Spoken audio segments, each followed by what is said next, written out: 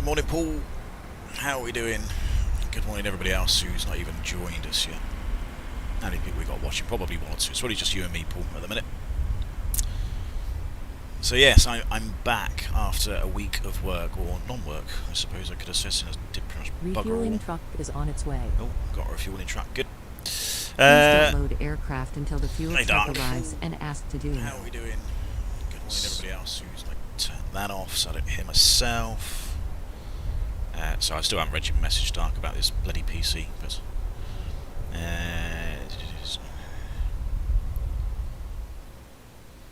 yeah, I was having problems as Dark. Away, Andy, everybody else, Lilo. Yeah, every time I start my sim, every time I sort of press the fly now button, which is sort of in the bottom right hand corner, the PC just crashes. So I've asked my MOC, which is Dark, and asked what's going on, and he's basically said it's similar to stalling your car. It's running, but when you hit the pedal it stalls out, but after that it's fine. The car is your PC hardware, the sim is your pedal. Yeah, it's a bit weird, so annoyingly it just it seems to crash, but I restart it and it's fine, so I think we're good to go. All the snow seems to have stopped. Good, the refueler's there. Fuel truck is in position. So please don't load aircraft until the fuel truck arrives and ask to do it. Okay, so it's the first time using GSX, so I've updated the sim a little bit. It was a bit laggy, wasn't it, on the stream? Not too sure what's going on there. Is it really laggy in YouTube? No, this is just default scenery, but it has got GSX, so... Please use your airplane fuel system to set the desired fuel quantity. Good, I will do in a second. Yeah, is that really laggy for everybody else, or is it just me? I mean, the sim's fine. I'm not having any problems in the sim, but it just seems to be a little bit laggy in the actual stream. Don't know. But yes, so I've got a few things now, so I've added a few things. It's probably not helping the PC at all, really, but GSX, we put that in. I know I did say previously I don't really care about GSX, but... Please use your airplane fuel system to set the desired fuel quantity. Yes, I know, shut up. So I've got that just to add a little bit more immersion, things to think about and stuff, and of course it's got de-icing facilities apparently as well, which is quite good, so which is what I'm trying to go through today. And what else have I got? So the Rex Accu Seasons, just to have a look, not that you can really see it, but yeah, so it makes the trees a little bit of a different colour, a bit more sort of... bit more like autumn, I suppose. I mean, to be fair, this probably they're probably all covered in frost, really. Yes, I know. I will in it. What else do I get? FS realistic as well. I haven't flown the Phoenix much lately. Yeah, I do quite like the 310. It is something which I've got to fly a little bit more, but I need to pick the right days. If I can pick the right days to do it. No problem with the lag in and out. FS to about 10, cleared out the rolling cache reset. Okay, yeah, I'll think about it. I mean, I think the sim's fine. I think it was fine my end, Andy. Please use your airplane fuel system to set the desired just fuel not too quantity. sure about how it is for everybody else. But we'll persevere. If there's problems, then obviously we'll try and address it. So anyway, what time we got to go? So we're going to do... What are we doing? We are doing Stockholm to Heathrow. 52 minutes until we need to go. Let's have a quick look at the flight plan. Hopefully this will come in. Hey, Mark. Please use your airplane fuel system to set the desired fuel quantity. So there we go, Stockholm to Heathrow. I'm not going to labour this too much. What I'm more interested to talk about is sort of the anti-icing procedures, de-icing. Gav did a really good video yesterday, only 10 minutes, talking about various things, which was very, very good for those of you that haven't seen that, which does talk about a few things. But what I'll try and do is I'll try and go through the actual procedure. Unfortunately, I don't have any... Well, I have got the checklist, but I don't have the checklist available to sort of show you in the stream.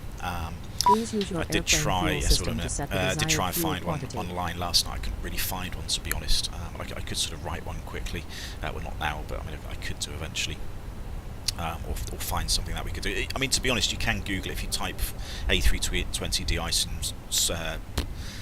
procedure or something, there's a few things that you can find online. So, I it as possible. But I'll try and go through that today in terms of what we actually do for the de-icing procedure, and certainly for sort of, I say sort of contaminated runways now. To be honest, it's not actually that contaminated. I thought it was going to be a bit more snowy here. So we'll play it by ear and sort of assume it kind of is. I mean, it was snowing earlier. It seems to have stopped, but we'll assume the aircraft needs de-icing because it was snowing. Assume this is the first flight of the day for it as well, so assume that it's probably needs some sort of de-icing procedure. Oh, it's even got totalizer. I wonder if that goes up once it starts. See how many nectar points I get from liters. Yeah, we assume it's going to need de-icing. I'll talk about whether it's two-step, one-step, as well. Please for use your de-icing airplane procedures. fuel system to set the I desired have to do fuel this sooner quantity. just to shut them up. So yeah, I'll do that. Just have a very quick look. So fuel, in terms of what we got, the fuel. Was it 01 left? I think actually using 2.6 for departure now, so I might put a little bit more just in case we're using that one. A little bit. I've got 400 extra as well, just for hold in Heathrow, because usually it can be quite busy in Heathrow. So just 400 extra for that. That gives me about 8.4 plug, which is quite a bit. What's the flight time? 2 hours 10. Decent fuel load, passenger load, Please I suppose. Use your airplane fuel system to set the desired Manchester. fuel quantity. Right, I'm just gonna. Right, so that's 8.5 plus a few delays. Pissed about. I'm just gonna put, what's the underload? 1400. So.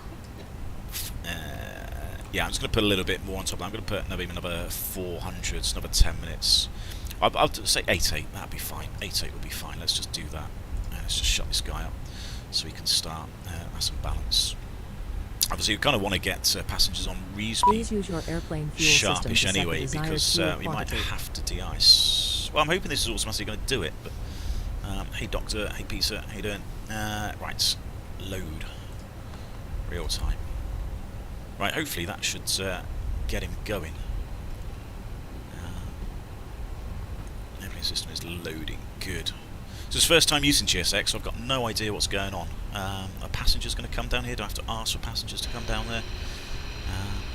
Hey, look at that, it goes up. That's awesome. So this is what we use for the tech log.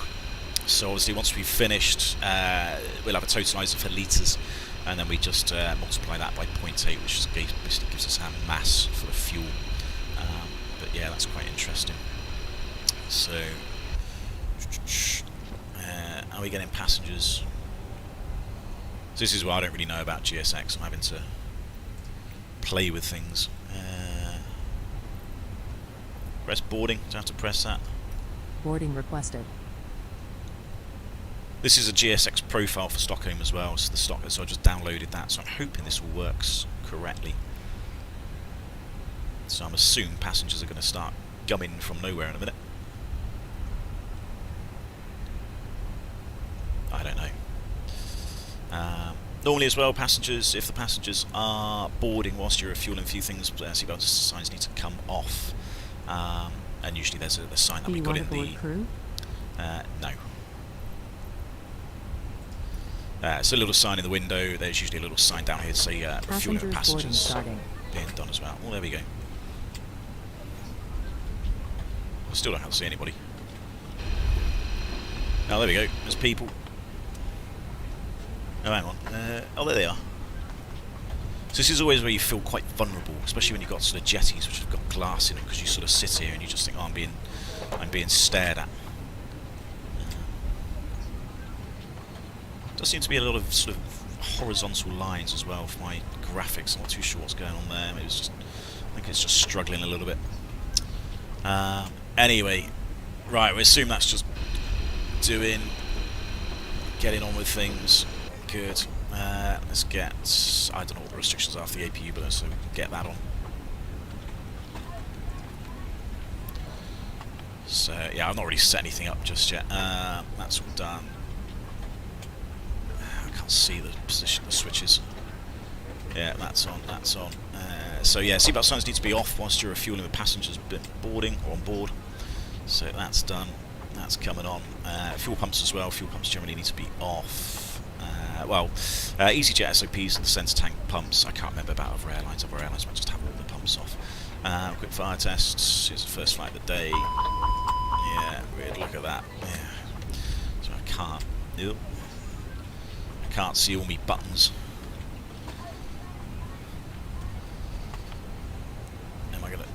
Just about see it. So yeah, press the test bite. Should get sort of lights up there, lights, master warning, and then the firelight down here should come on as well, which you can't quite see because the reflections. But so make sure they're all okay. Same for the APU. Don't really want to press that for more than 3 seconds, otherwise the fire extinguisher can go off. That's that. Yeah, that's out good.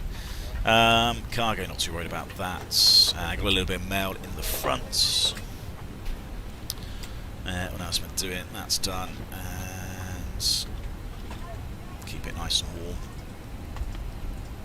Just turn that off to get rid of the fumes. Right, let's have a look at this. Config, random failures. So I got this on all in realistic for me, as because as you all know, I can probably quite happily deal with any failures that we get. Not going to do anything more on that one. That's done. Right, so we get this. Hopefully this will come in.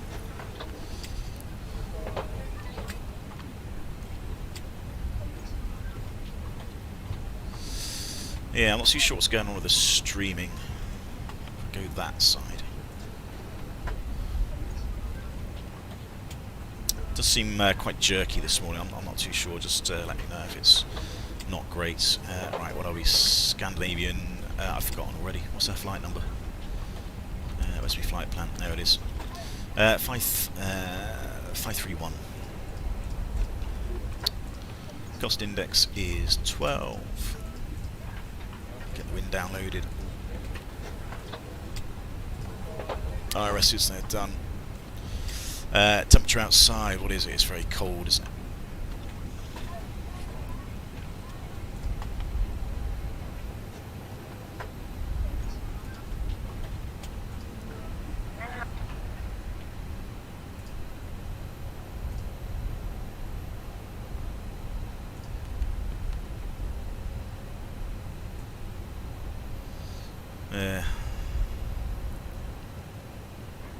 Stream quality is good, not jerky. Okay, it's just my end then. It's obviously just a PC or something. That's fine. As long as it's good your end, it's, I'm not going to worry too much about it.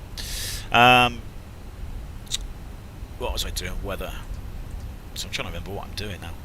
What have we got? So that's the TAF meter. -7 degrees. Christ, yeah. Very, very cold. Typical sort of Scandinavian weather, I suppose, this time of year. Cruise.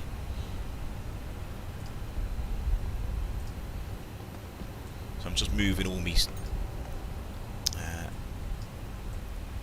windows around in my other screen just so I can sort of see the chat and other things that I'm doing at the same time. Right, there we go. That's a little bit better. Winds are... not winds, the cruise is 360 at... Scratch ice 3 times there, something. Hey, Christian. -52. It's all gone very quiet, isn't it? Zero fuel weight is 59.2 /30 usual. Let's get the load sheet. We'll update that. Yeah, I'm going to go 26 because I believe that's what they're using in real life. What's the departure? Petiv something or other. It won't quite be that. Petic 1 kilo, that'll be the one. And no idea what they're using in real life for the runway. Let's just go. It's got 27 rights. What time are we going to be there? We're going to be there before 3, probably. It's 27 rights. That's 27 left, isn't it? 27 rights. What's the arrival? Logan to Logan? Is that not the old one? No, it must be the new one. Must be the new one. This is new Airac. Yeah, it must be the new one. I'm trying to remember. Well, it used to be called Logan something. I'm sure it did. I can't remember. I can't remember what it used to be called. Logan. Done. I don't think that's got the transition. I'll sort that out once we get going. That's all in. That's in. What do we need to get to Manchester? This is the 5 in the flight plan. Did I? Okay, I'll have a look at that in a second. 1.5 to get to Manchester. Oh yeah, so I did. Hold on. SAS 531. There's no tactile response because it's a mouse. You can't actually feel like you pressed it. 531. Thanks very much. Cheers. Well done, Vincent. Glad somebody's paying attention. So things about 8.1. That's good. 5.4 tons. Yeah, it's a little bit more than what Plog says, but CNR's about 2.5. Yeah, CNR's 2.5 off the flight plan. We're going to take 8.8. So refueling's completed. Excellent. So E's done. Buggered off. Oh, the baggers are finally coming on.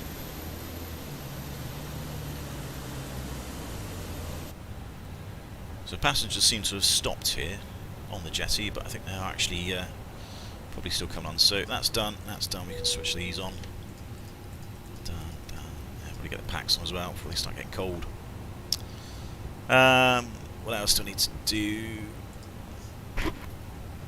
So yeah, so it's finished. GSX is finished boarding, or certainly the eye candy is finished, but Phoenix still thinks we're getting people coming on. Fair enough. No problem. Right, I could do some charts as well, couldn't I?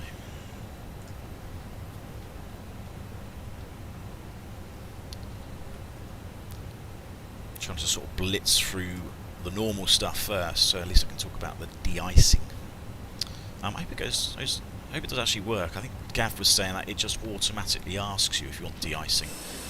I can imagine now I'm going to push back, I'm going to talk about it, and then it's not going to say anything.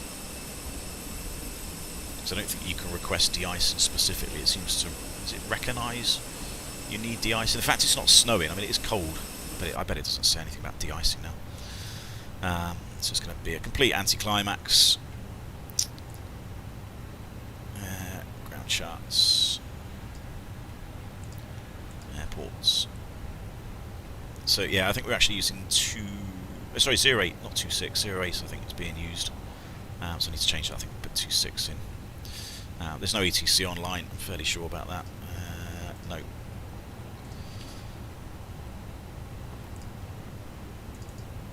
Takeoff minimums are probably fine.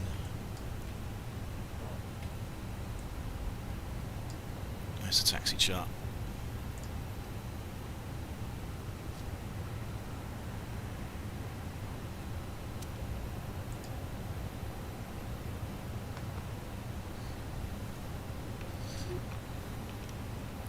Departure routes, that's what I kind of need, that one there.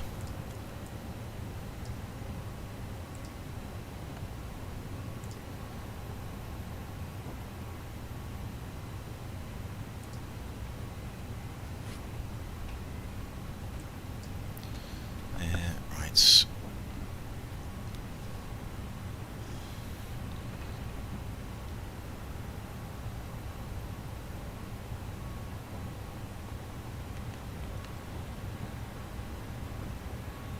Okay, Christian. Yeah, I see what you mean. Right, let's have a quick look at the flight radar, just double check.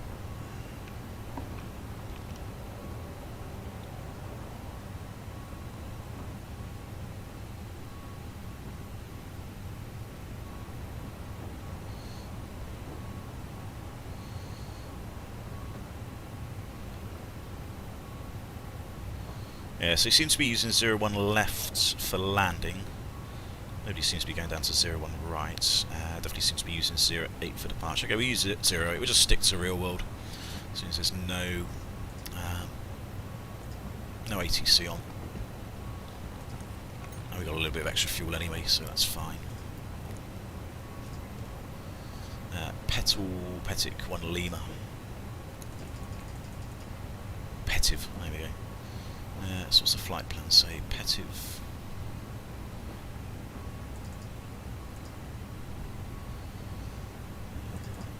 Right, it's a bit of a discontinuity, it's just trying to sort this out. November 872. LPAX.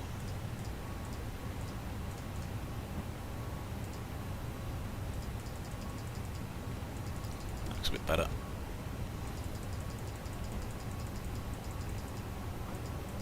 Good, that will do. Radmouse. Right, where's me emergency procedures?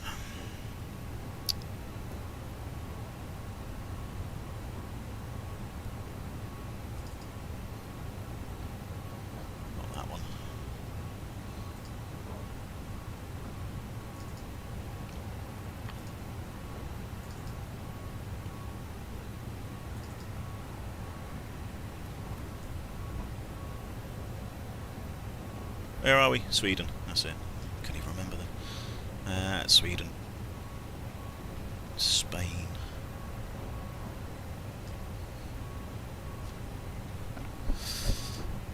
Sweden, Stockholm. There we go. Right, that's ready. You can look at that in a second.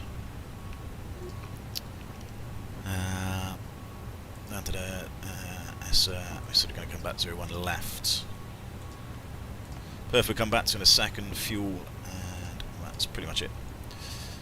Good. I was actually thinking it's a little bit less. Oh yeah, different routes in now, so a bit higher trip. Okay, we can deal with that. Good. Is there a way of asking for de-icing separately? I don't think there is there? So catering's done, fueling's done. Additional services. I don't think it's in that, is it? No. Lavatory and waste coming soon. Well, I'd assume that's probably been done. Okay, we'll just have to see what it's like when we ask for pushback. Get rid of the external power. Let's have a look at the departure.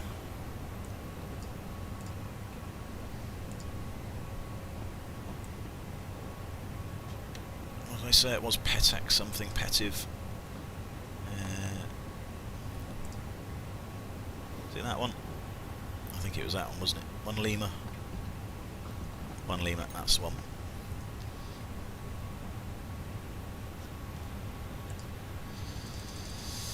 Good, so straight off 08, overflight point round there, maximum 205. Okay, so it might be a speed constraints, it's a matter of above. It's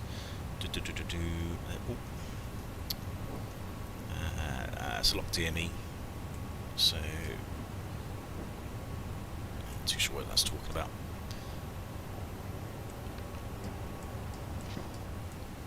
$5,000 is the initial climb clearance.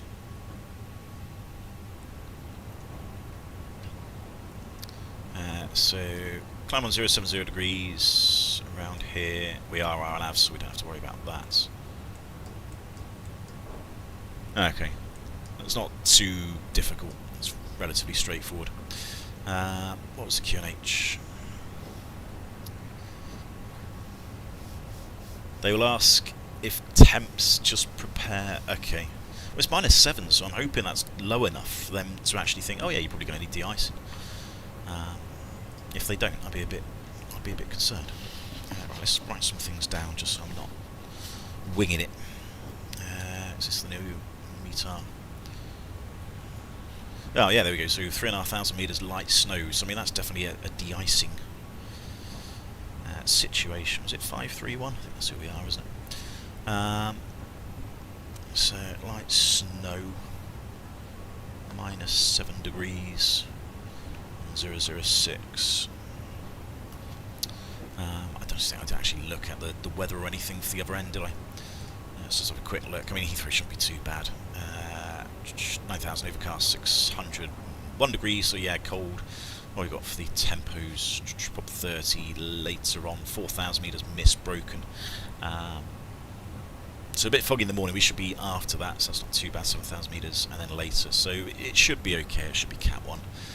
Manchester, -3, it was a bit colder up there. Fog in the morning, yeah. Rain showers, snow showers later on. So yeah, a bit snowy up in Manchester. Boarding's complete, apparently good. So is that, it said boarding complete, is that in line with Phoenix? No, so yeah, Phoenix still thinks we're, or was that, maybe that might probably be the bags, wasn't it, I think. They are going to close. Oh, good. Look at that. Perfect. Ah, so autonomous. It's fantastic. Where was I? Weather. So yeah, a bit snowy, a bit horrible in Manchester. Don't really intend to go there. I've got 2 runways in Heathrow anyway. Gatwick is, yeah, a bit low cloud. Sort of just on the brink of Cat 1. So yeah, not the nicest sort of day really. Snow showers coming in, certainly to the north of the UK. Birmingham's not too bad. Bristol, yeah, it's all sort of low cloud and mist and fog sort of in the mornings and the afternoons, which is sort of pretty typical for this time of year. Route doesn't look too bad, nothing on the Sigmats, that's all fine. Where's the NOTAMs? Probably not too much. Digital ATIS US, oh, never mind. Passenger transport was stretcher embargo between. Yeah. Does that mean the ambulance service has gone on strike? I don't know. No idea. Runway centerline lights. 26 lighted due poor daylight markings. Oh, okay, fair enough. So I mean, during the day the lighting's going to be on because apparently the centerline markings are crap and probably wearing a bit thin. SIDS gradients, that's 19 right, not going to worry about that one. Destination Woodley NDBs US, not going to use that, that's fine. Cranes, not going to crash into any cranes, don't want to see any lasers. Stand 235 is closed, you can look at that later. That's about it. Manchester, maybe a couple of taxiways closed, so nothing too bad here either. There was something the other week, wasn't there? There we go. So yeah, vacate at Alpha Fox, because I think the end part is, or the end taxiway for to 05 left is closed. So you've got to vacate at Alpha Fox, I've seen that before. Good, okay, well NOTAMs are all looking good. Stretcher embargo sounds weird, yes. Well, you're not allowed to use stretchers, I don't know. Not too sure. Aha, here's the snow coming back, which it was there earlier. So, what does it say? Yeah, 3,500 meters, that's fine, we can depart with that, that's not a problem. Vertical visibility is, what's that, 170 feet, minus 7 degrees, tempo 2,000, so it's all fine, it's all sort of Cat 1 really, but to be fair, they might have LVPs in force because of this weather, just for the vertical visibility, and maybe just because of that more than anything. You can sort of see out the window, yeah, it's definitely a little bit sort of low vis.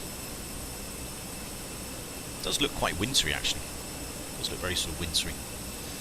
Right, so that's that. And let's have a quick look at the secondary, because we need to sort this out as well. What time we got? We got about half an hour until we got to go, so that's not too bad actually.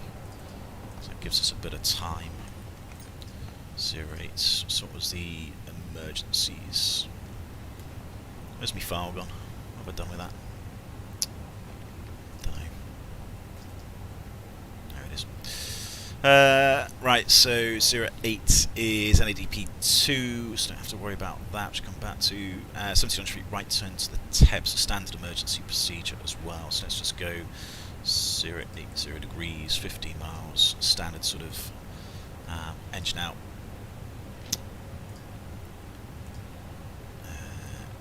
Engine fail. And then SR. Back in it. TEB. Be that one, 11 miles away, that'll be the one. And hold there. What have we got? Hold at TEB is 357 right turns. Okay. 357 right turns. Right. Do we have. To be fair, I think we're that side, so I wonder if we can go 01 right. Via. Let's just go 01 right, that'll be fine. Let's have a quick look at the chart for 01 right. Your QNH, no it isn't Peter, sorry, I haven't even got that far yet. I'm distracted, you see, that's the problem. Don't worry, I will get to it. It's all in the chat list, won't be forgotten. ILS, oh, I wish I could zoom in a bit closer. ILS lock, 01 right, that'll do. So right, TEB's over here somewhere from what I can remember, it's off to the east. MSA's fine, it's all pretty flat around here, so yeah, 2,000, I mean 4,000 is going to be nice and safe. 5,000 is the climb clearance, so that'll be fine. Then we've got a nice ILS onto 01 right. 338 is the minimum. So what was the wind? I don't actually remember seeing the wind. I feel like it's 1902, there we go. So a bit of a tailwind. Yeah, do you ever feel like you're just sort of, I don't know, you're kind of on a different planet, you're not really concentrating on what you should be doing.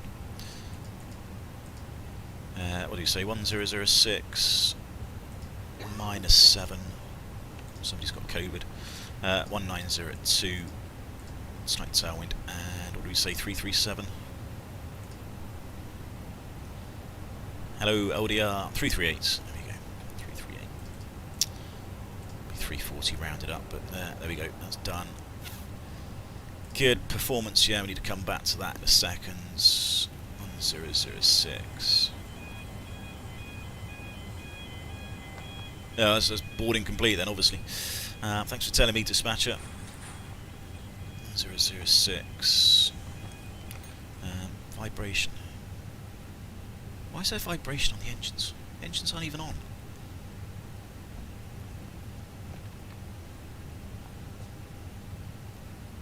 Odd.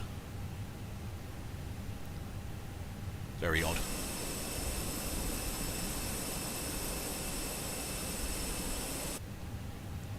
Vibrating for no reason. Not really concentrating on doing a gaff. Yes. Story of my life, mate, really. Just sort of stand here and, you know, talk a load of crap, making it sound like I know what I'm doing. Right, let's have a quick look at the load sheets. This is the prelim one. Let's move that forward a bit. So, zero fuel weights, what have we got? 59... 59.6. 59.6 is that? That's a bit more, isn't it? Yeah. So why is that more?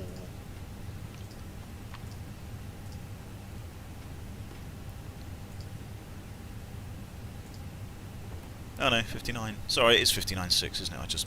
I've typed that in wrong. Okay. So it's not 59.2, it's 59.6. I'm just, yeah, there you go. See, perfect example, talking a load of bollocks. 59.6. So if your weight is CH is 31.5. 8.8, 68.2. Go on.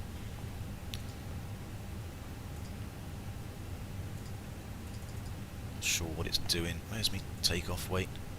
Where you gone? 68.2. Yeah, that makes sense because we've added a bit of extra fuel. So 68.2, and what do we say the trim was? Approximately. So we wait until we get the final load sheet for the actual figures. About 29%. 29% would be it, roughly what it is, once we get the fuel on. Right. So let's have a look at the performance. I think boarding's complete. Good. It's going to be 0.8. I don't. Is there any intersections? If there are any intersections, I'm probably not going to use it.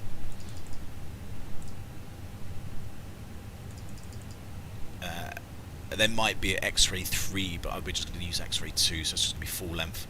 So more than likely, hopefully 2,500 meters. Hopefully that's what the performance is going to say. Right, so 0.8. So, right, so this is the bit which I want to sort of get into really, since we've got 20 minutes before we're supposed to go. So talking about the contamination, like as I said, Gav did a pretty good video yesterday on. Someone threw a coin in there for good luck. Oh yes. Saw that. Hang on, so I'm just going looking back. Not gonna, am I missing things in the chat? Probably not. Not seeing de-icing. Right, yeah. So hopefully, Dr. Ice will show you hopefully the de-icing now. So, yes, this is what I was speaking to Gav last night. Hopefully, it's really difficult because I'm sort of talking a lot about academic stuff now, which isn't really in the sim, which is a little bit frustrating. I don't really have any sort of images to show you, but let's just assume we're sort of contaminated here. So obviously, it's light snow. Imagine this is the first flight of the day, and imagine the aircraft is iced up because it hasn't actually gone anywhere. So we're going to need de-icing, and then I suppose what I'll do is I'll just talk about the whole thing in sort of sequence, really, to kind of make sure it makes a bit more sense. And let's get rid of the ground surfaces just to say we're ready to go.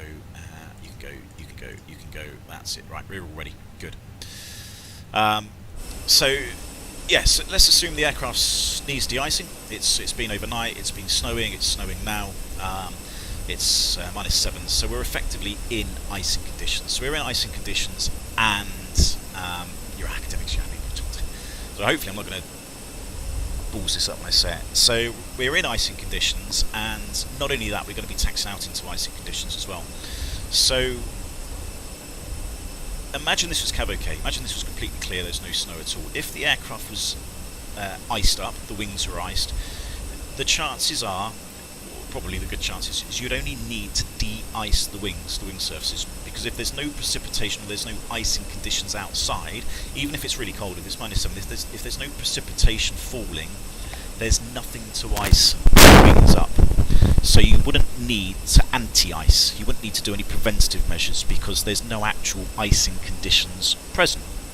Effectively, you know, if it's nice and clear, good visibility, you know, there's a decent sort of split between the temperature and the dew point. Yeah, what is the temperature and the dew point? So it's probably quite close because the vis, but yeah, it is really close. So hence the visibility is a bit low. But if there was no sort of precipitation that's going to cause ice, and you'd only have to de-ice, so you could just de-ice using, you know, probably a Type 1 fluid. But that's not the case today. We're in sort of icing conditions because of the temperature and the precipitation. So what we would want to do, or what we need to do, is we also need to put a preventative measure on the wings and put an anti-icing solution on. Now we can do this in two ways. We can do it on a two-step de-icing procedure. So we can spray the wings with like a Type 1 fluid, which is similar to hot water. I mean, it's glycol really, but you know, it's the de-icing fluid is effectively Type 1. And this is going to take the ice off the wing surfaces, off you know, the main wings, the tailplanes, vertical stabilizer, this, that, and the other. So we would take the ice off, and then we would apply an anti-icing solution, which would more likely be a Type 4 solution. So there's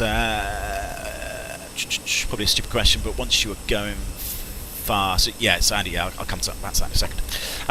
So you can do it two steps. You can do a Type 1, and then, you know, once the de-icing has been complete, you would then put an anti-icing solution on, and we would be given the anti-icing fluids by the de-icing team, and from there we can work out our holdover time. So again, I don't have the tables in front of me, but there's loads of de-icing fluids and anti-icing fluids, and you've got to basically find the right one, and from there you effectively work out the holdover time. Now again, this is all sort of, it's a bit frustrating because I don't have any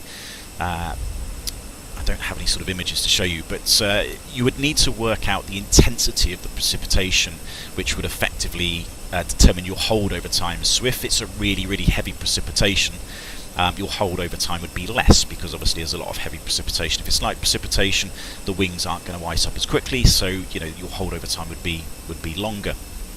How would you work out what the intensity is? Well, you just look at the visibility. So whatever the visibility is on the meter, so we've got 3,500 meters here. In fact, I'll tell you what, even though I don't have it to show you, let me just see if I can find, let me just work at documents, because what I might be able to do is I can at least tell you what it is. Yeah, right, I need to actually find, just go through the right thing. So there's so many holdover tables depending on the different types of fluid. It's you know, it just takes a bit of time to go through it. Right, here we go.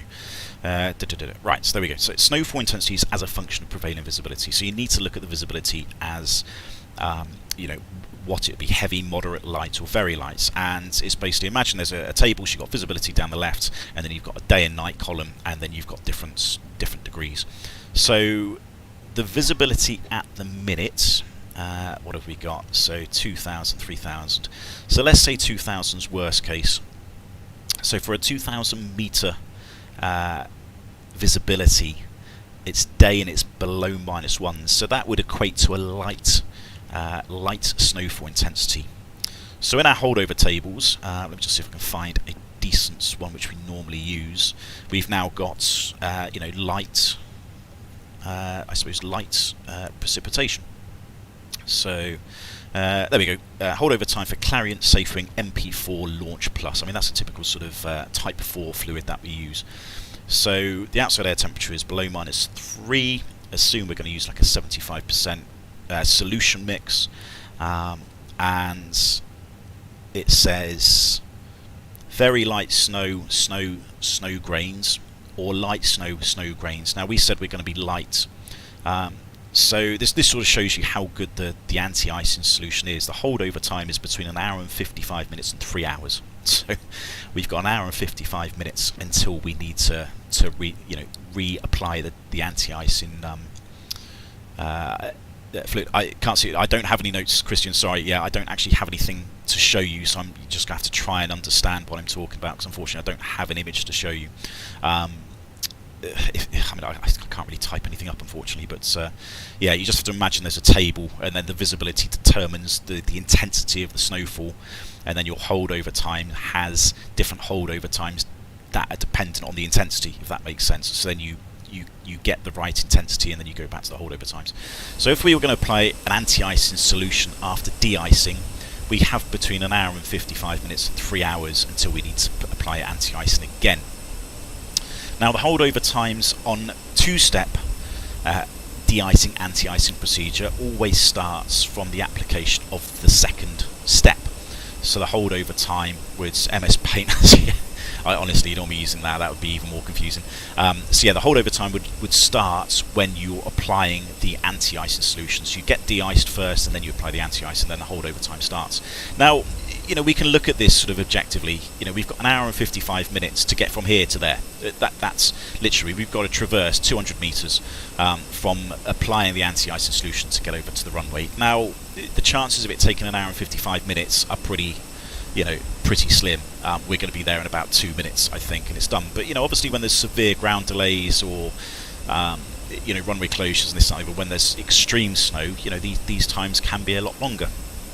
Certainly in America, the ground delays are a lot longer as well. So, these hours can start being a bit more applicable. And when you're sort of looking at different types of precipitation or shorter holdover times, then you've really got to pay attention to them. So that's kind of talking about the two-step process. But a lot of the times we just use one step, and what we can do is we can just use Type 4, because Type 4 also provides a de-icing function. So a lot of the times the de-icers, or the de-icing team, they will just spray the aircraft with Type 4 in a one-step process. So the holdover time starts from the start of the process because it's just one step, but they would just spray it with Type 4 fluid. And the reason for that is, as Andy said, the liquid shears off. So the glyco and the de-icing or the anti-icing solution is designed to effectively sort of stick to the wings. I suppose it sprays, and, sticks to the ice, melts the ice, and does all sorts of things. I don't know exactly the chemical composition, but once you get to a certain speed, aerodynamically, for taking off, the fluid, the de-icing stroke anti-icing fluid, then shears off the wing, taking any ice with it.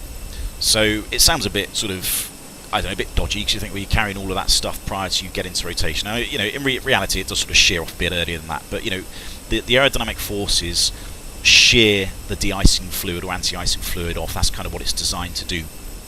So a lot of the times you would just do a one-step de-icing stroke anti-icing procedure with a Type 4 fluid, and that holdover time I just said was for a Type 4 Clariant Safewing MP4, which is quite a common one that is used across sort of Europe.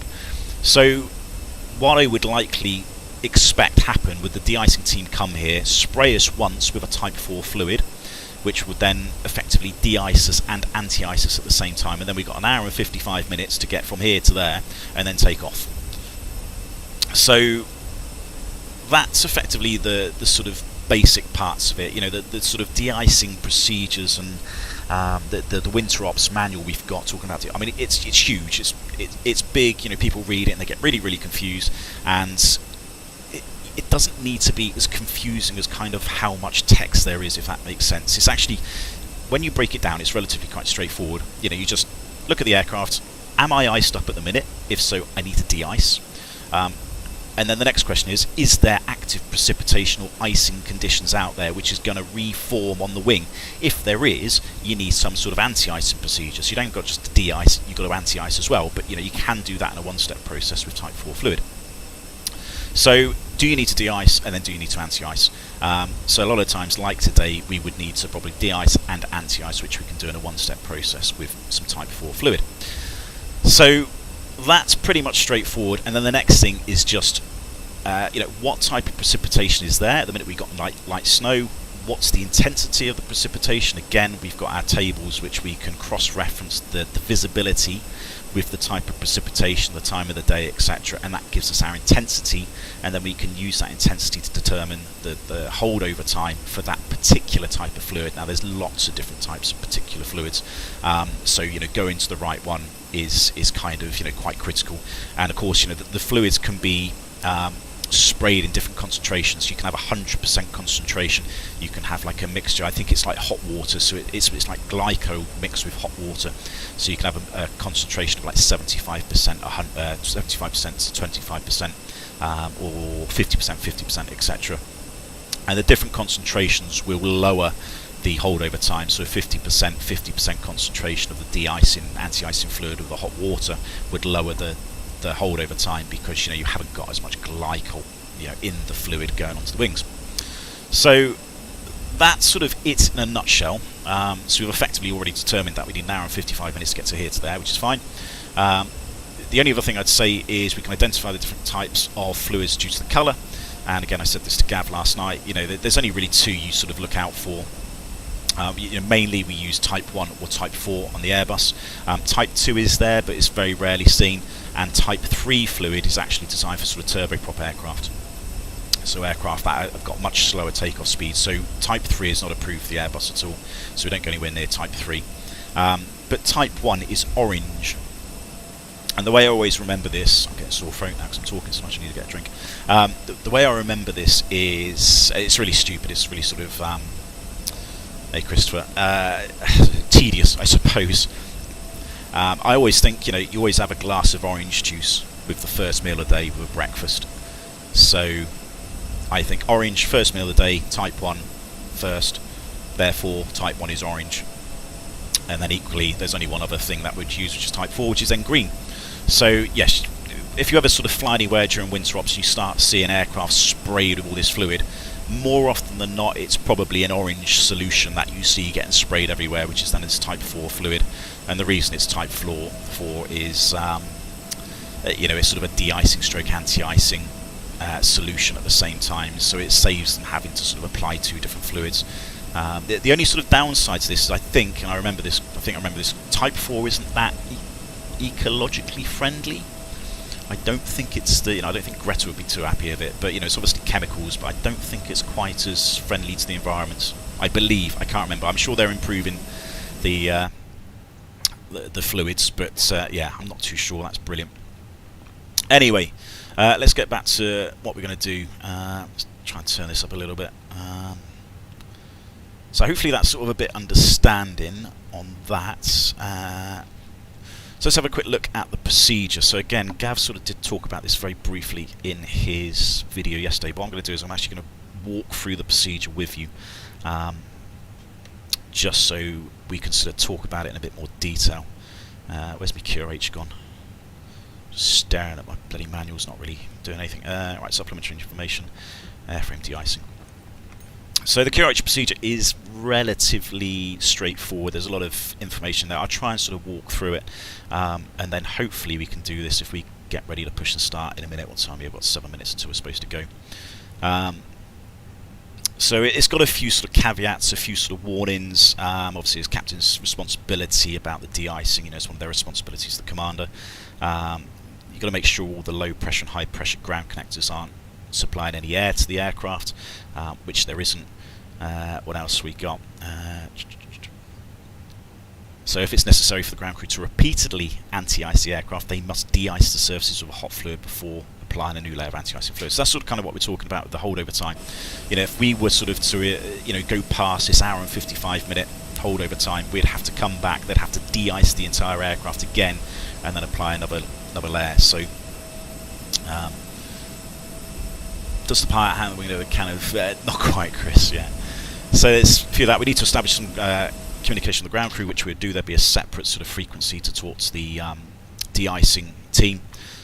We would check what de-icing fluid they're using, then cross-reference that with our holdover time tables to make sure we're using the right holdover time. It says don't start the engines. We can't start the engine whilst we're de-icing. We can actually have the engines running, because if we're doing like a remote de-icing sort of, you know, near the runway, we can have the engines running, but we're not allowed to start the engines. What else does it say? Yeah, the de-icing team should make sure that no de-icing fluid is sort of sprayed near the engines. The APU says don't move any flaps, slats, ailerons, spoilers or elevators if they're not free of ice, because obviously they might be a bit frozen. Make sure that there's a symmetrical de-icing procedure, so both the left and the right wing have the same amount of fluid, you know, as good as can be, just to reduce the threat of sort of asymmetric icing. And then we sort of go through the actual procedure. So, you know, what do we actually do? So there's a few things we need to do. So the first thing we need to do is make sure the cabin pressure mode selector is an auto. Now, by default, this is always an auto. If we press it, it says man, and that puts us into a manual position. We don't really do that unless we get sort of, you know, pressurization problems. So that's normally in the auto position. We'd turn the engine bleeds off, so these would come off. We might get an engine bleed ECAM, which is fine. That would come up. We're expecting that because we've done it. The APU bleed would come off.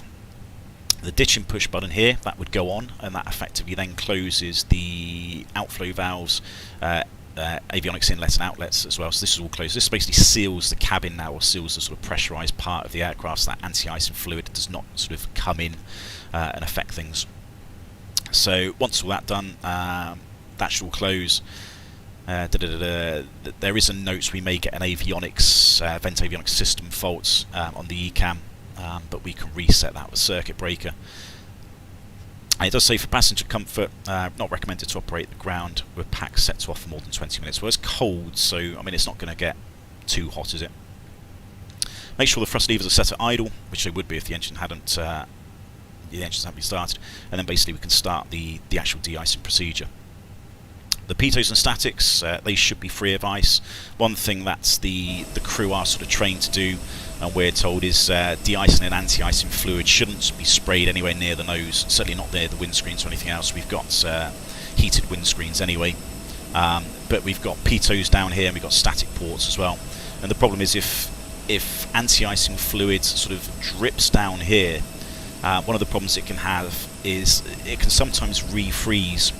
But you don't want it refreezing over a static port, and you don't want it refreezing and creating ridges in front of the pitos. The reason you don't want to do that is because if a ridge of ice is formed in front of the pitos, it disturbs the air.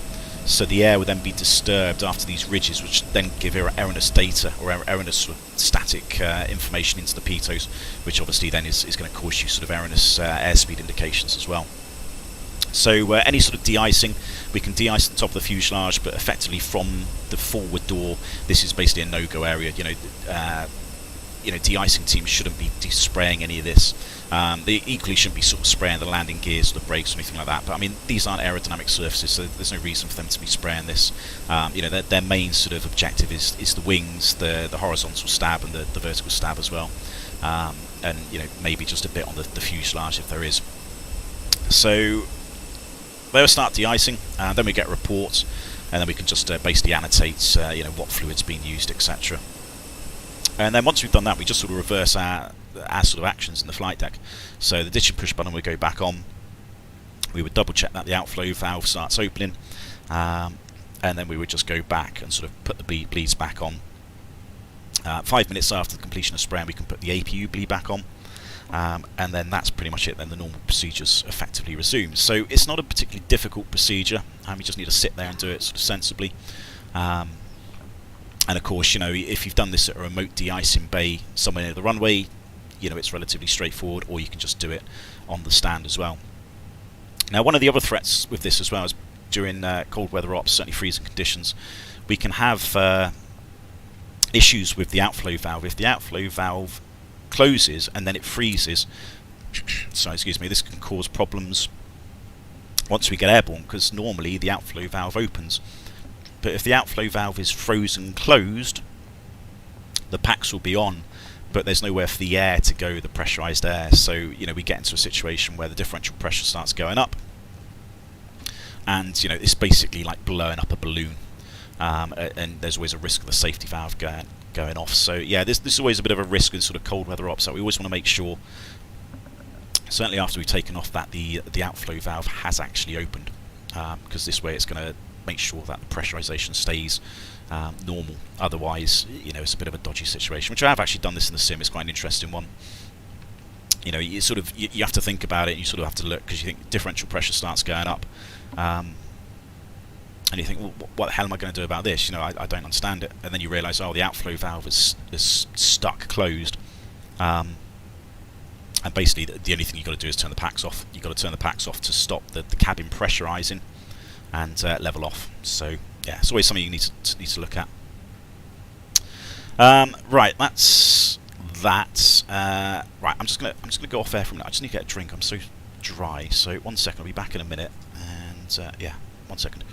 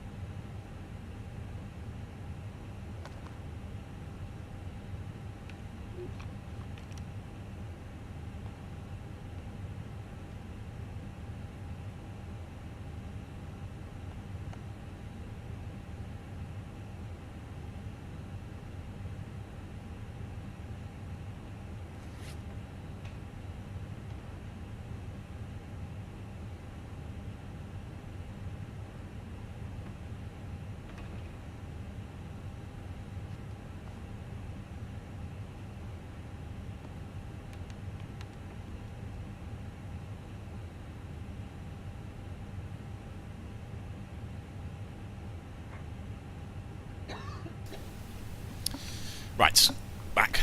Right, let's just try and do a few of the other things as well, because we still haven't done performance, which we need to have a look at. And the other thing was the contamination. In terms of what we're going to do with the aircraft. Oh, I keep bloody knocking that, for fuck's sake. So what do we do? I mean, it's not really contaminated here. Normally this would be covered in snow or something, and it would be quite obvious it's a contaminated runway. So what do we do with the aircraft on the contamination? So some slightly different things to how we do it normally. I think Gav touched on, there's no single engine taxi obviously because it's contaminated.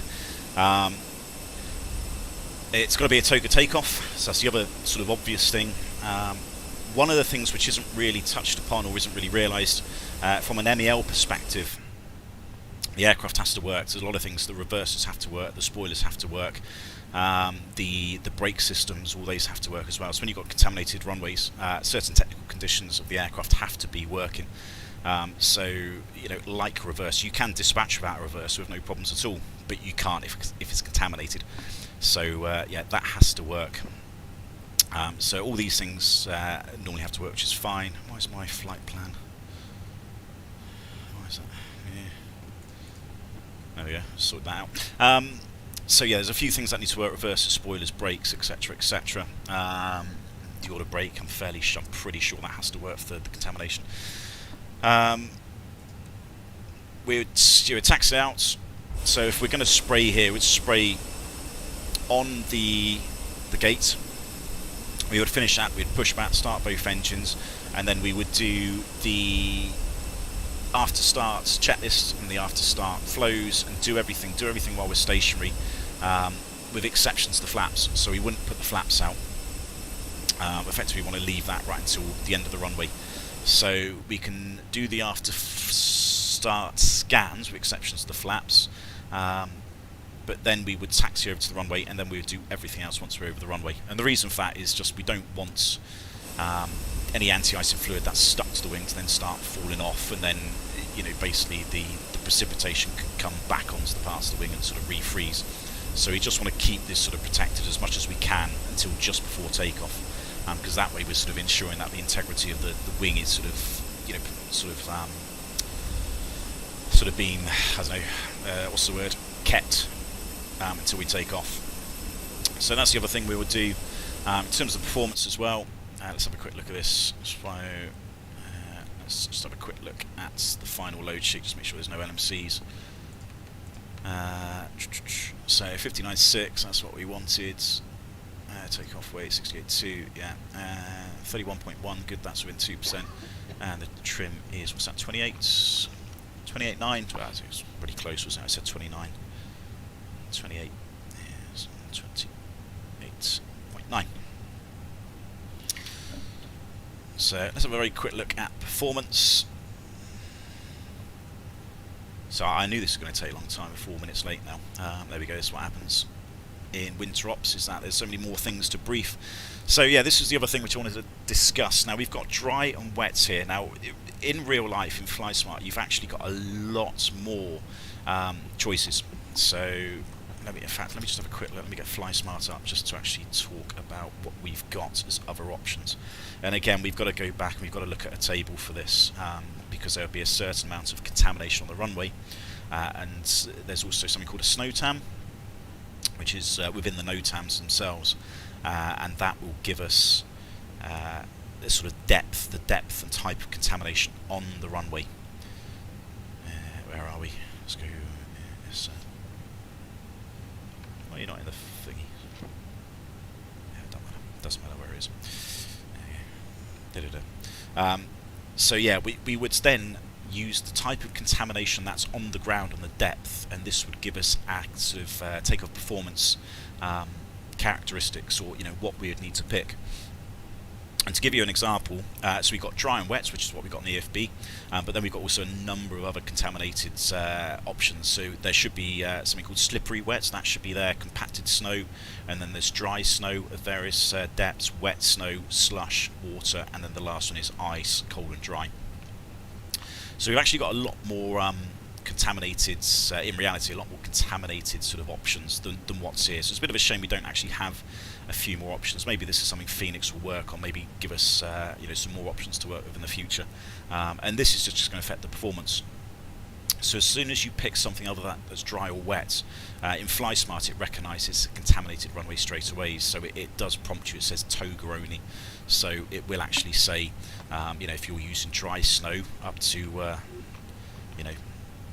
100 millimeters, it's then got a warning: flex not allowed on a contaminated runway, because it knows it's contaminated. So it would say toga is basically has to be done.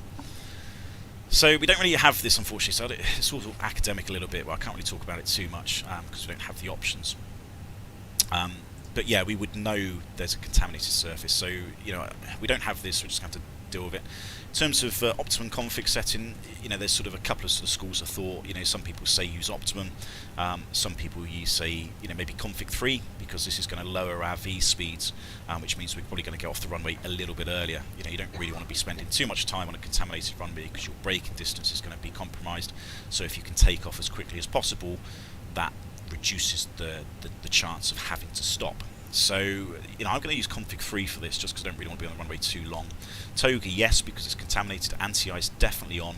And in fact, due to the conditions, I'm going to have an engine and wing anti-ice on.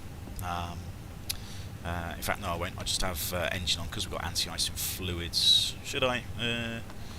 No, actually, let's have both, just in case. I was just trying to think if the wing anti-ice affects the anti-ice in fluid, but I don't think it does. Packs are off, which they are normally. Takeoff weight 68.2. And we set a trim of 28.9. Come on. So sync the weather. That's the weather. -7. Yeah.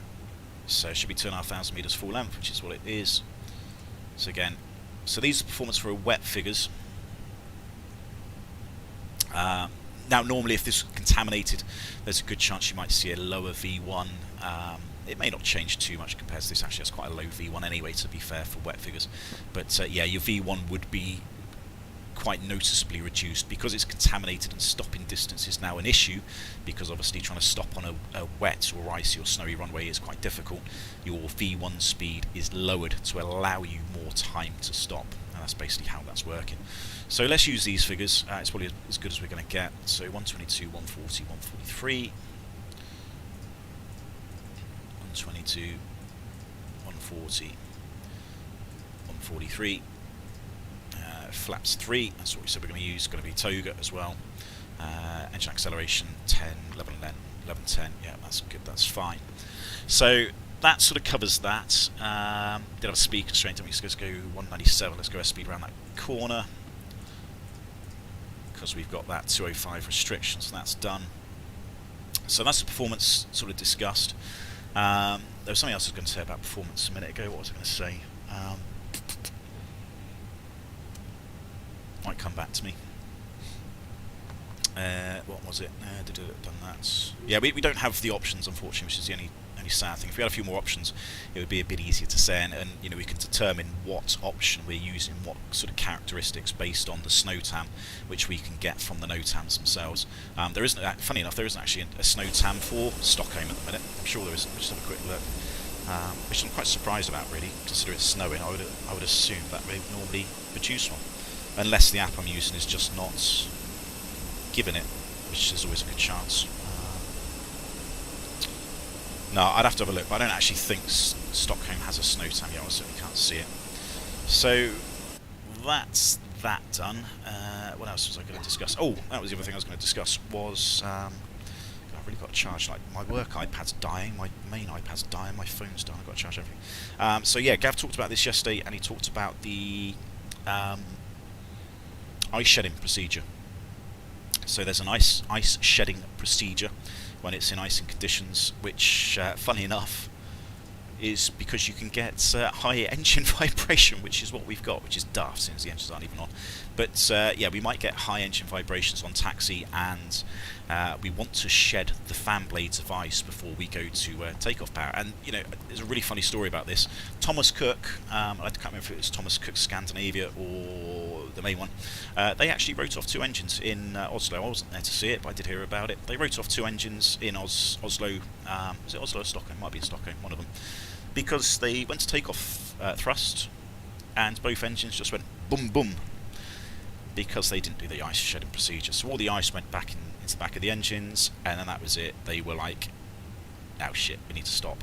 And they couldn't go anywhere because they had wrecked both engines. So yeah, you want to do an ice shedding procedure, and you want to do that at least on the taxi if the vibration starts increasing, and you certainly want to do it just before you start taking off as well. You do that on the sort of you do it before you actually commit to the takeoff run. So, and there's two procedures. There's a procedure for the CEO, which is what we're in. We're in the CFMs. So this is the CEO aircraft, and there's also a procedure for the NEOs as well. So the procedure differs between the 2 aircraft, or the 2 engines. Excuse me.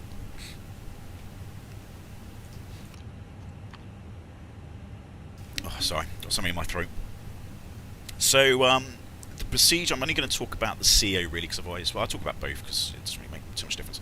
But the procedure for the CEO, which is what we're in, so it says if ground surface conditions environment permit, the flight crew should set parking brake on, or brake with pedals and accelerate the engines to approximately 70% N1, that's pretty high, for 30 seconds at intervals no greater than 30 minutes. Now 70% is quite a high thrust setting, especially when you might be on a contaminated taxiway.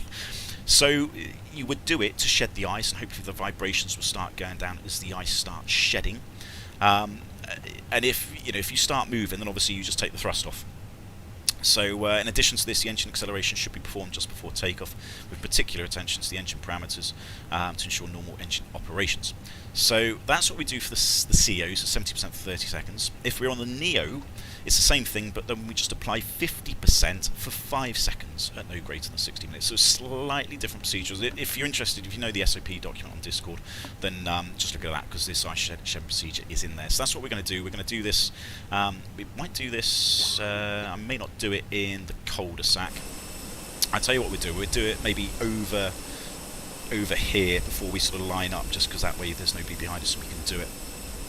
So we're doing an ice shedding procedure maybe over there, and then we can sort of run through some checks, and then we can do it just once again before we take off. So that's kind of what the plan is. So as you can see, I mean, what's the time? So yeah, we should have gone 30 minutes ago, and we're still here because we're still talking about it. So when we got winter ops, it's quite a complicated subject, this, or certainly quite convoluted. There's a lot of things to discuss. There's a lot of threats. There's a lot of things here that we don't normally do. So I'm not going to talk about the simple stuff, because we talk about that every day. But we've got to talk about the winter ops, what we're going to do for de-ice, etc., etc. Because it's suddenly now a lot more complicated, and there's a lot more things that can go wrong. So unfortunately, OTP usually goes out the window, but that's what it is. That's what I started talking about an hour ago. But but we're still here doing it. So anyway, let's see if we can go, because I think I've sat here long enough chatting. If there's anything else I can think about, I can do it. So I've done that. Let's have a quick look at the checklist, and then we try and remember everything we're doing that we briefed. Where's my checklist gone?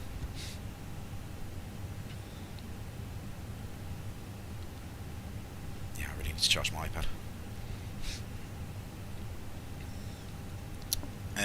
So the engine oil quantity is fine. There's obviously minimal oil temperatures. I mean, that's, you know, -7. Well, that's interesting. That does need to be... Yeah, it's a minimum oil temperature, which you need to double check as well. So you need to keep an eye on that, make sure that gets above a certain temperature. Obviously you've got hydraulics and the oxygen's there as well. So aircraft acceptance be completed. There's no technical defects with the aircraft, with the reversers or anything else that's affecting us. The fuel quantity is on board, just under 8.7 now. And it's balanced. Obviously fuel temperatures are quite low. Seatbelts are on. It says it on the ECAM, don't need to look up, do I, dickhead? ADRSs, they should be aligned. They've been aligned forever. So yeah, they're aligned, so that's good. And Barrow F, we've lectured the Barrow as QH1006. So that's that done. In terms of the brief, I'm not going to labour it too much. Weather's obviously crap. We talked about the winter op stuff. Aircraft's fine, no terms, nothing to affect us. Threats, not really major anything apart from the winter stuff, which we discussed. MSA 5000 is going to be nice and safe. In here we've got Stockholm Heathrow. Manchester's the alternate, 36,000 feet. We probably can't do that. I know we should be able to do that. 370, we might be able to get up to 36, 340 optimum. Petac 1 Lima, we've looked at that, we've checked the stop altitude, we know about the speed around the corner. Radnav's Teb, let's have a look at that, because it's Teb on the right hand side, so hard tune that, just in case we need to go there.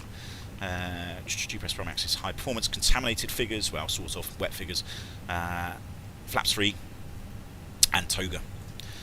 Fuel we discussed, a bit amber, but that's going to be better. But by the time we get going, this will sort itself out. Secondary standard company Airbus emergency straight ahead, sort of, what are we at?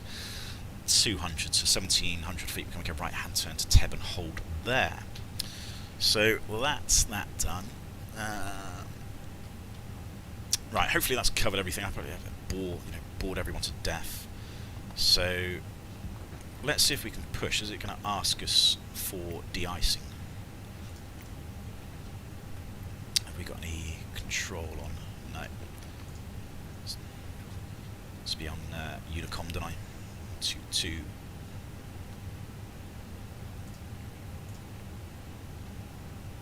Guard for what it's worth. Yeah, I need to look at the oil temps as well.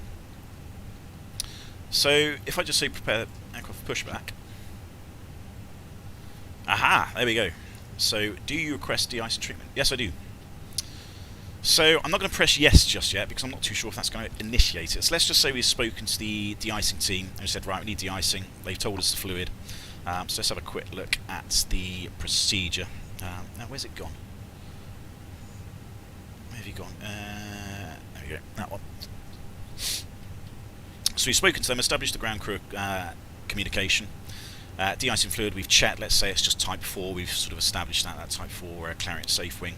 We're not going to start the engines, that's fine. So here's what we do. So cabin mode, pressure mode selector check auto, which it is. Engine bleed 1 and 2. Engine 1 and 2 is off. We might get the ECAM pop up with that. Potentially engines aren't started, so no, it might be okay. So that's done. APU bleed. Well, that's coming off. Because I don't want anti-icing fluid going into the system. Addition push button, that's addition push button, that's confirmed. That's pressed, there we go. And hopefully we shall see, there we go, there's the outflow valve closing. So the inlet and outlet valves are already closed anyway. This is sort of a closed circuit condition because it's so cold. There's no need for any sort of air conditioning for the avionics. So that's all closed. And thrust levers, yes, they are idle. So we can prepare the aircraft for spraying. Come on. I swear GSX probably gets buggy. Continue pushback. Yes. The icing vehicles are coming now. Yeah, I know it would have been Gav. That's exactly what I said. I said it probably won't bloody work now, and I talk about it, and Right, so we can see, hopefully, there we go, there's the outflow valve. It's a bit hard to see because it's such a dark blue, but the outflow valve is closed. So the aircraft now is effectively sealed. So even though the APU is on, there's no sort of bleed air going into the cabin. So the APU is still on for the electrics and stuff, but there's no actual sort of external air going into the cabin, which, you know, could provide, you know, contamination for the air systems, etc. So we're like a sealed container, which is what we want for the de-icing procedures. And now we just got to sit and wait and just watch. Right, I need about 4 charging cables, I think. Right, let's just get that one.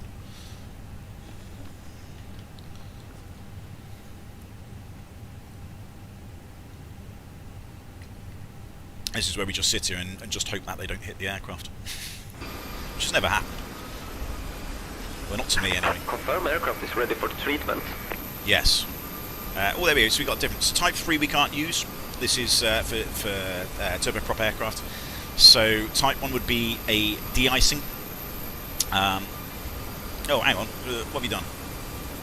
How do I go back? Oh, it's 100%. Fuck it. We begin treatment now and observe fluid type 1. Concentration at 100%. I will call you back when ready. Right, I bet this doesn't give me a chance. Right, assume that was Type 4, because I bet they don't come back, because this would be like a 2-step procedure. So this is a Type 1 spraying, so if I use Type 1 in reality, this would be a de-icing procedure, but then I'd want another treatment with an anti-icing procedure.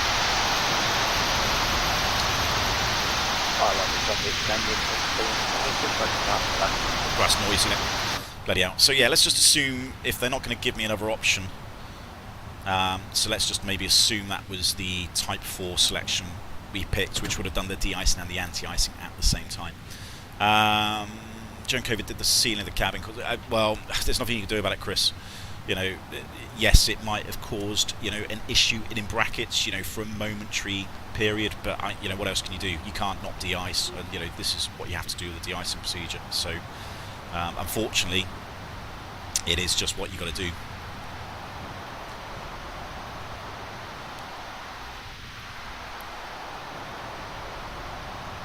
Hey, you missed a bit. So that was green, isn't it? So I mean, that does look like a Type 4 fluid. So yeah, that wasn't orange, so maybe they have sprayed me with some Type 4 anyway.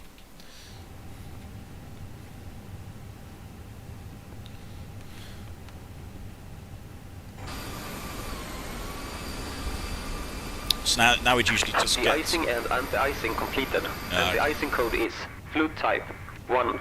Concentration at 100%. I am disconnecting. Good day. Cool. Right. There's my thingies. Now, you know, really that was probably a Type 4. Where's my... Oh, God. So I've started my timer. Due to icing conditions, please stand by for engine start until push completed and brake set. Yeah, God, it's all going on at once at the minute, isn't it? Right, so assume we've been cleared to push. Hello, Captain. We are ready for pushback. Right, well, I'm not ready yet. Oh, God, where am I? What stand? I can't remember. 38. This is where it all gets very, very busy. There's no rush to do the procedure for the after icing stuff. Let's just try and get this done out of the way first. Parking stands. 37, I think we are. Departure check completed. Bypass pin inserted. Stockholm traffic, Scandinavian 531 is pushing back down 37. Right, so let's try and do a couple of things. Right, let's just do this procedure first. And then we can talk about a few things. Right, so... There we go. Upon completion of spraying, Peter and statics being clear, ground equipment's removed, de-icing report we've had, and that's 100% Type 1. Locking gear. Thank you. Push button, addition push button, that goes back on. Outflow valve, so this should start opening, which it does. Engine bleed 1 and 2. They're back on. And then the APU bleed, we're put back in after 5 minutes. So, I stand 35, is it? I don't mind. And then the normal procedure resumes. So we've got 5 minutes and then it's the normal procedure. So, that's done. So now we've got to do the before start checks, because I haven't done that yet. So before start checklist, parking brake is set on, takeoff data is confirmed, in, windows are closed, PEDs, flight mode, yeah, come on flight mode. Turn the FOs one off, don't need it. There you go, flight mode. Doors are closed and armed, and the beacon is on. Start pushback. Release parking brakes. Okay. Parking brakes released. Commencing push. Due to icing conditions, please stand by for engine start until push completed and brake set. Okay, that's probably not a bad idea. So that's the de-icing procedure done. Right, I wanted to look at operational quick access, holdover times. Right, I'm just pretending. Clarion safe wing, that'll do. So we said light snow 100%, so yeah, it's like an hour and 55 minutes or something for that de-icing fluid, so it's not a problem. So you can see how busy it is, and what are we, about, what's that, 25 minutes late to push. Now normally it doesn't take this long, because obviously there's two of us and we kind of know what we're doing, but you know, trying to explain all of this is a little bit more complicated to just try and cover everything that I'm doing. So I need me OMB, I need me, there we go, ice shedding, I'm going to need that. So taxi up here is going to be straightforward. We're there, we're just going to taxi straight up Zulu Papa and X-Ray 2, so yeah, not a long taxi at all for us.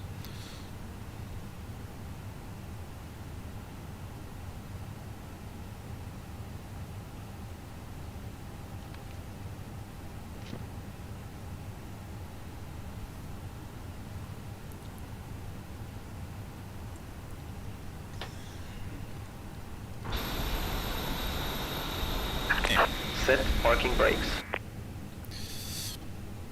Waiting your confirmation for good engine start. Yeah, good. I had a terrible feeling I just pushed back in front of somebody then. That was a bit embarrassing, but it's fine. He's got another taxi over there, so he's fine.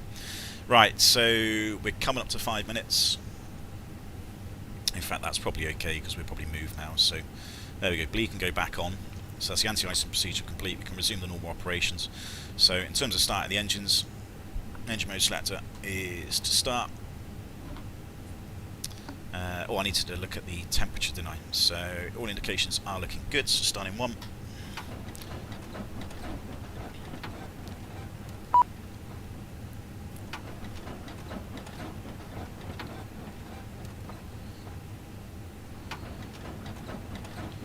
There you go. I'm going to hand this off to one of you. Somebody tell me what the minimum oil temperature is for takeoff on a 320 CEO.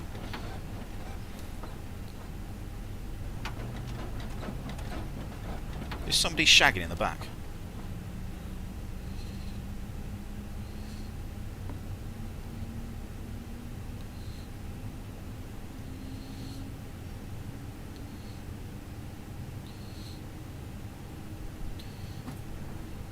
Minimum temperature. That's right, I got that. Good. Right, engine 1 is started. Start engine 2 because I can't do a single engine. What's the noise? I've got no idea, Willie, to be honest. Is it FS realistic? It's something.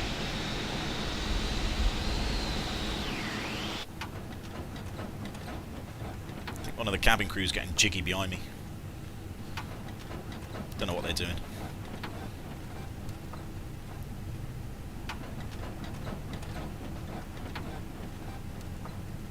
Yeah, hopefully these vibrations will go down once we do an ice shedding. Do something along those lines.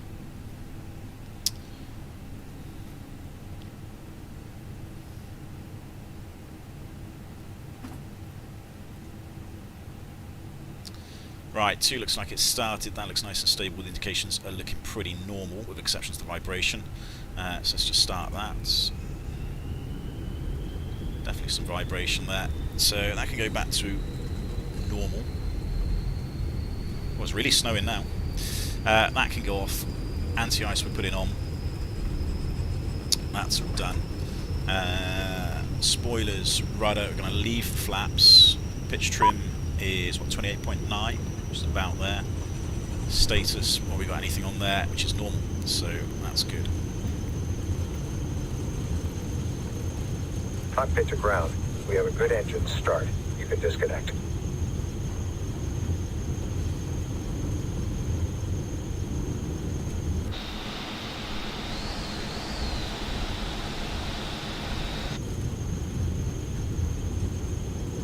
Sounds like trying to start a lawnmower. Yeah. Yeah, I'm not too sure what that is. I don't know what that noise is. It sounds very loud.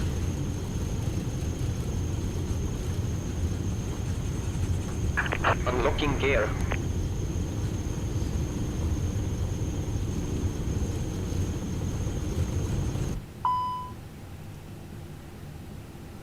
Oh, is that that's a GSX thing, isn't it? What do I need to do with that then? Tow truck disconnected. Bypass pin removed. Left is clear, right is clear. Alright, is he out there?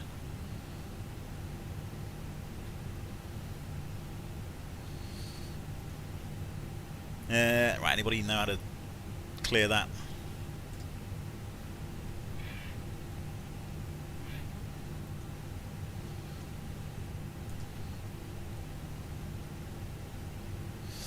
Yes, you do, Willie. Yeah, I'll come to that. High brakes. Right, so the plugs are about to go now, really.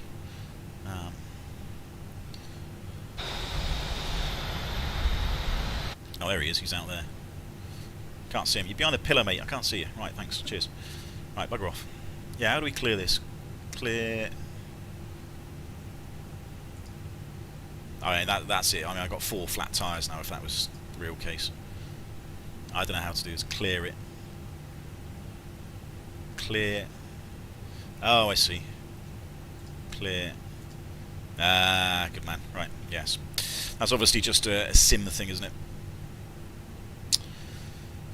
Right, so what we're going to do is going to taxi out here, and then we're going to do an ice shedding procedure once we're at the holding point.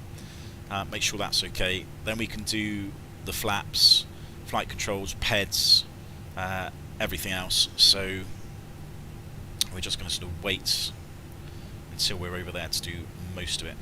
Normal checklist. So I can do the after starts, at least that's one thing. So the anti-ice is on.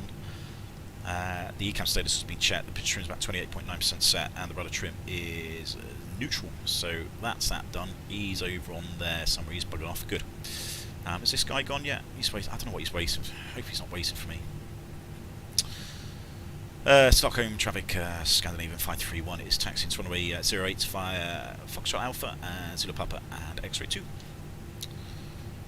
So do that, get the taxi lights on. Is that Ryan again? Get the controls all set up. Right, well, I've looked at the minimum oil temperature for takeoff. I don't know if anybody else has seen that, but it's -10 apparently. That's what it needs to be. So our oil temperature's gone up now anyway, 124, so that's fine. Alright, come on, go, off you go.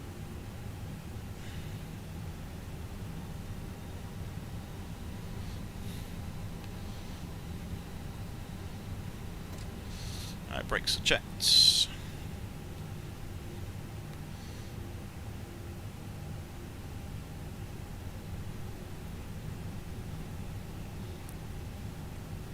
So again, this is where the holdover times, because of the sort of type of precipitation there is, you know, like an hour and... I'll under traffic. So it should be about 155... behind the company A320 will taxi advisory number X-ray to 08. Yeah, an hour and 55 minutes we need from the start of the procedure, which was probably about 10-15 minutes ago, so, which is fine, because we've only got to go over there, so we know the holdover time's not going to be a problem.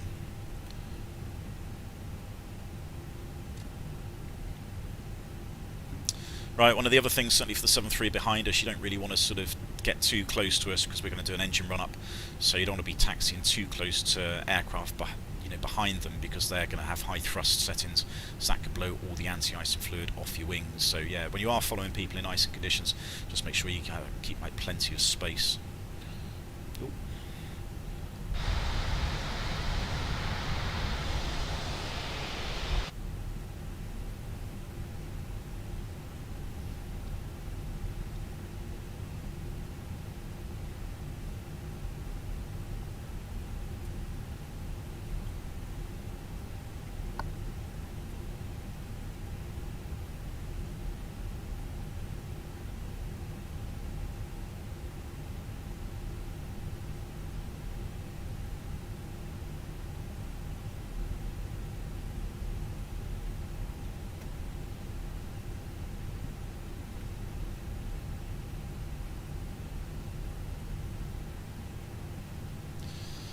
Stockholm traffic, Scandinavian 531. We're holding at X-ray 2 for 08. We've got about 5 minutes just to run up some engine run-ups and some checklists, and then we'll be departing 08.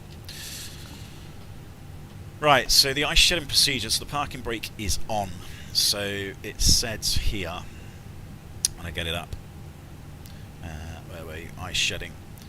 So While on the Scandinavian 875, we'll hold short of X-ray and give you clearance for your run up. Thank you. So yeah, 70% for about 30 seconds, and hopefully this will clear the vibration. I'm not convinced this is going to work, so I think we might just have to, put up with this, but we'll give it a go. So if we start moving, obviously we just stop the procedure. So we're going to put the thrust up.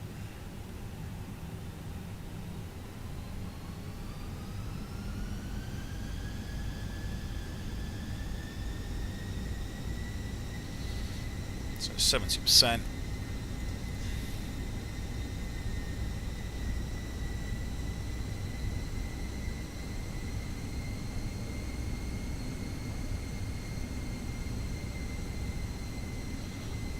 This was shedding the ice, which, as expected, the vibration's not really going down at all. So I'm not too sure where this vibration's coming from. I don't know if that's just a Fenix bug. But hopefully, and you would probably hear, if there was ice on the fans, you would hear it sort of come off, and it'd be like, as the ice sort of comes off the fans. So that's that. So we're ready to go, basically. So let's just go through these again. So we've done that. Flaps, we're going to do config 3 departure. That's all done. That's done. Now we can look at this. So that's on. That's all on. This needs to be on. On and on. I should have done my flight controls before that, shouldn't I, really? But yeah, anyway, flight controls. So it's full up, full down, neutral, full left, full right, neutral, rudder, full left rudder, and full right rudder. FO would do here is then we've done those scans, that's all done, that's done. Pairs performance, we've got full length figures, runway 08, it's contaminated figures, no LMCs, the speeds are still valid. Engine out departure was standard sort of 1700 feet right turn down to Teb, which is identified. Departure, we've got, what was it, Petic 1 Lima departure, we are stopping at 5,000 feet. So we now do the taxi checks, because we've done everything else. You can see how this is completely disjointed. This is so far outside our normal routine. You really got to think about it. So taxi checklist, flight controls are checked. Flap setting, we have config 3. That's all confirmed. Where are my FMAs? We have climb now blue 152. Radar predictor wind shear is on. ECAM memo is takeoff no blues, and the EFBs are stowed and disconnected. So there's departure. So that's all done. Petev 1 Lima. I don't know, I keep saying Petek. So that's done. What else have we got to do? Holdover time's still fine. We're well within that hour and 55 minutes. Don't think precipitation's got any worse. If the visibility drops, that could affect the intensity, which could affect actually the holdover times. But I'm relatively happy. We worked it out for 2,000 meters, which is kind of worst case. So as long as the visibility hasn't got any worse. No, it's got 3,000 meters, that's fine. So yeah, 2,000 was the worst case, so that hasn't got any worse at all. Right, that's done. Let's get the strobes on.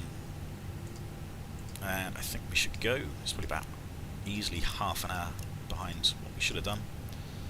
That's done, that's done. TCAS. All done. Packs are off. And the line-up checklist, cabin is secure for takeoff. Takeoff runway is full length 08. Takeoff clearance is confirmed. TCAS is TARA, and the packs 1 and 2 are off. So that's it. We're going to line up, do another quick engine run-up. Just to, this vibration's not going to clear, but that's what we're going to do anyway. So let's go. Stockholm traffic, Scandinavian 531 is lined up, runway 08 for the Petev 1 Lima departure.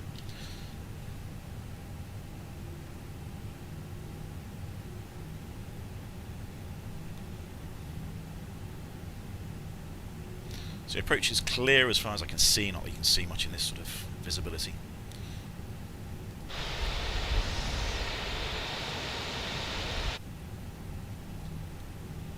Come on, go. All on the traffic, Scandinavian 875, we'll hold X-ray 2.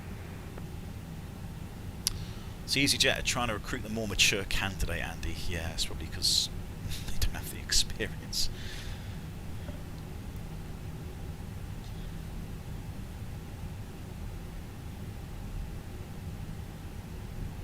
And you've got to be inclusive nowadays, haven't you? Right, so we've had time for the engines. All temperature is fine. The vibration isn't, but I don't think there's much I can do about that. I don't know why my rudder's suddenly doing so much of the nose wheel steering. It shouldn't actually be that responsive.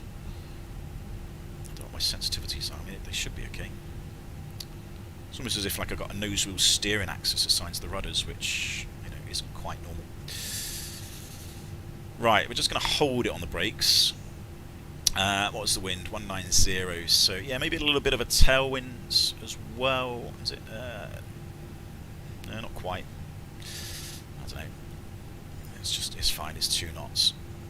So we'll just hold it here.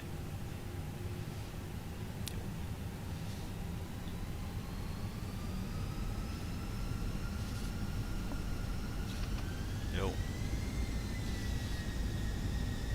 Just leave it a bit sensitive.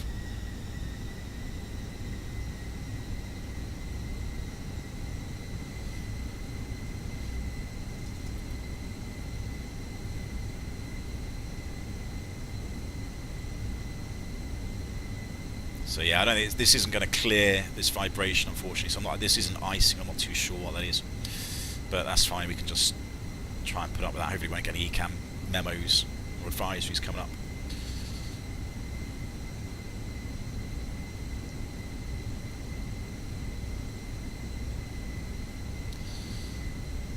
All right, there's 30 seconds and take off. So, Mantoga SRS runway.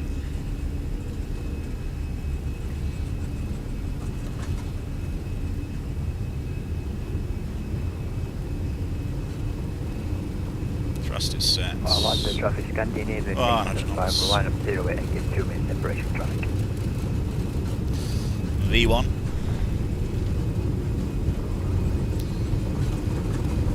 Rotates.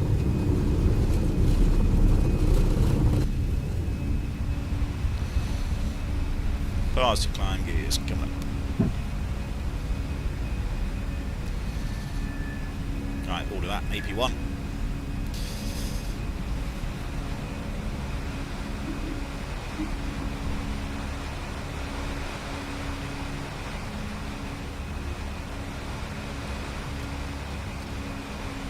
Just climb.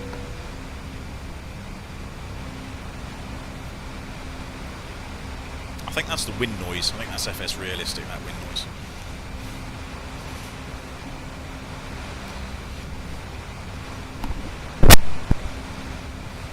Alright, you're going to accelerate.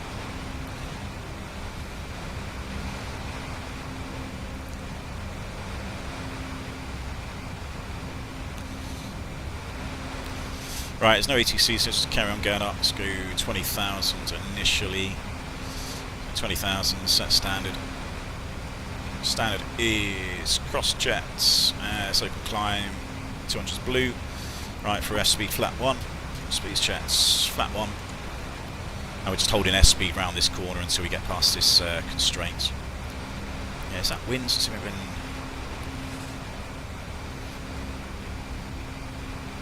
So I've got FS realistic as well, and I'm still got a few. Is it windshield? Ah, there we go. It's windshield noise. Let's lower that. It's far too much windshield noise, that was. Oh, packs. Yeah, there we go. See? Packs on. That was me. That's me, don't worry. You're forgetting things.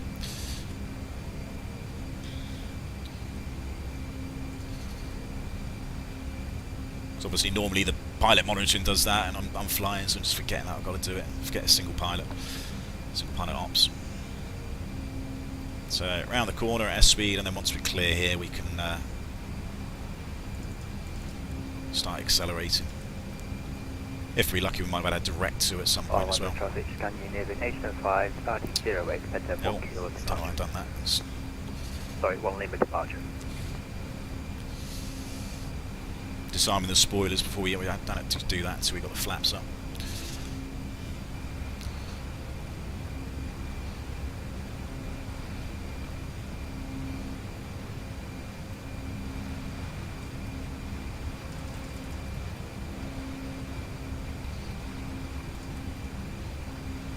Right, not much to see, unfortunately. Not the greatest views.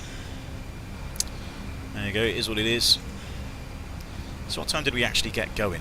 About, yeah, past. So that's about 40 minutes behind the schedule. Yeah, it's going to be one delay code.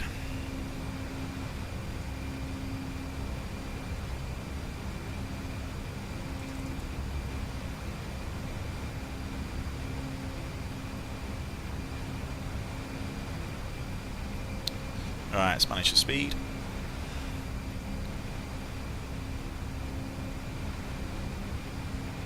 Right, so there you go, 250, that's going up, so past S speed, and flap 0, speed checks, flap 0. Get rid of the lights, don't need them. Yep.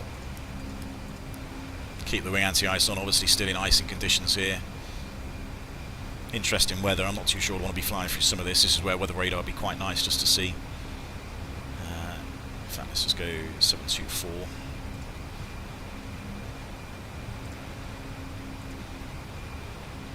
Don't really want to fly through this bit, I don't know what it is, but it looks a bit big, a bit nasty, it looks a bit clearer in this direction.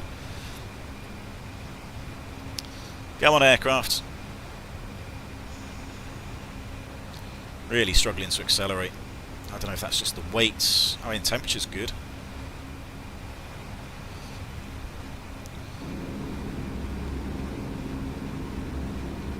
Well, it can't be ice because we've de-iced. So.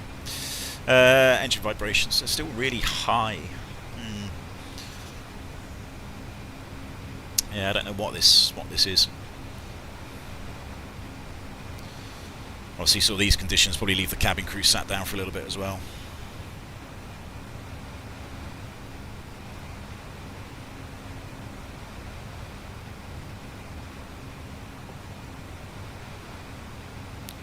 Yeah, really struggling to accelerate. I'm not exactly sure why. I don't know why this is struggling so much. Oh, there's no failures.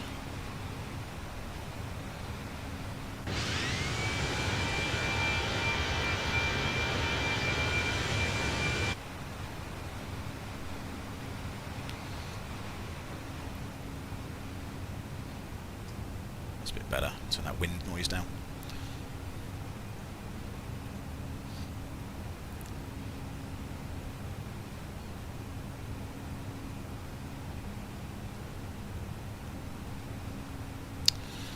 Currently simulate American Airlines 965, we crashed near Cali, trying to simulate the exact conditions. Oh yeah, well I think they just, unfortunately it was an anomaly of the FMS, wasn't it, I think. Andy, you know, they did a direct to, and they did a direct to an NDB that was called like R, I think, and instead of it going to the one which they thought was the closest, which was in front of them, there was actually another one that was closer off to the left, and they, you know, it just went left to that one because it was closer. Right, yeah, I'm not too sure what's happening with this. Let's just see if we can go VS, see if we can start accelerating.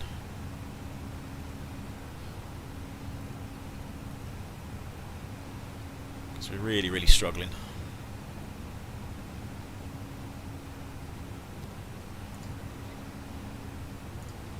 It's almost as if the gear's not up.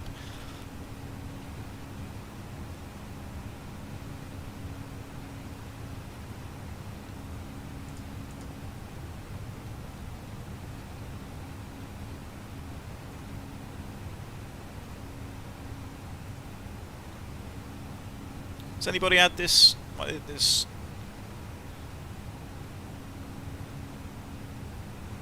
Well, I don't think this is. I don't think it's icing. Maybe. I mean, the P2s could be frozen, but I don't know. It's the speed wouldn't have stayed consistent like that if it was.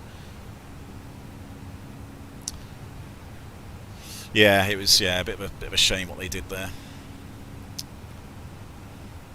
Right, I think the cabin crew can go.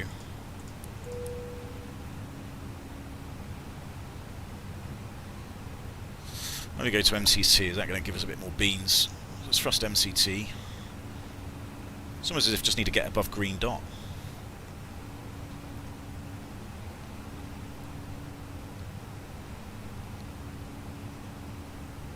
I've never seen this with the speed just stuck at 200 knots.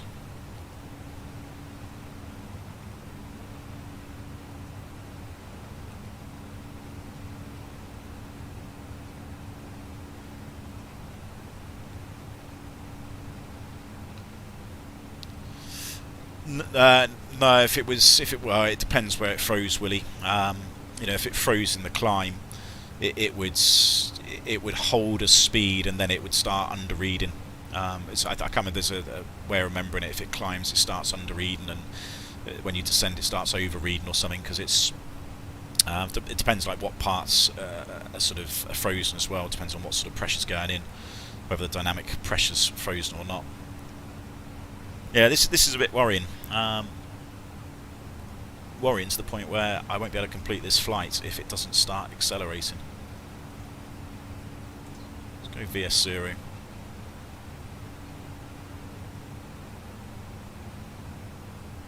I mean, that's worrying as well, because VMO's coming down.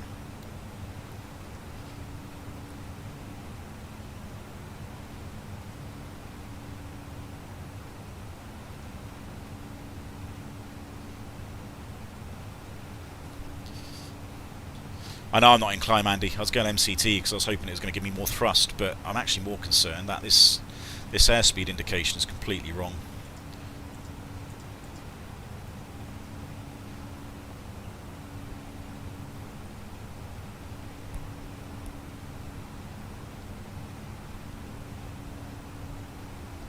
Yeah, I mean, with 0.74, this indicated airspeed is definitely incorrect.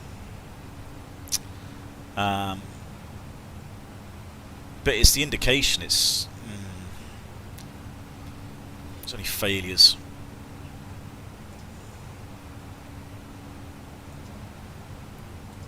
Nope.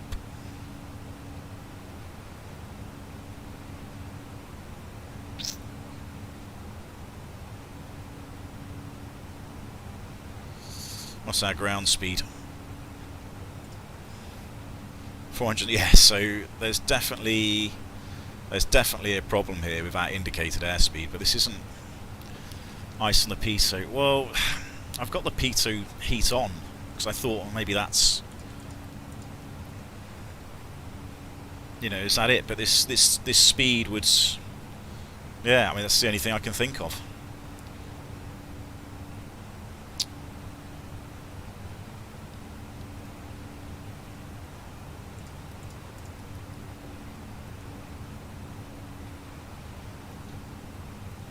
Right, I think what I might have to do is clear the weather, because that might actually reset it. Because I don't really want to sort of do a return. That's not really what I'm trying to do. I'm wondering if this is going to clear this problem. Or is this like a Fenix bug?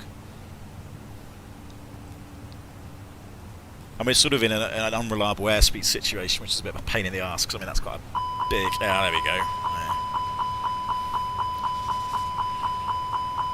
Explain it.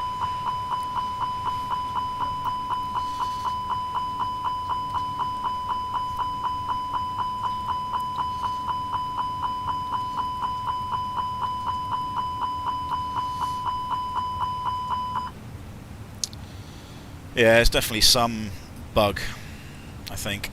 I'm guessing that's maybe a sim bug.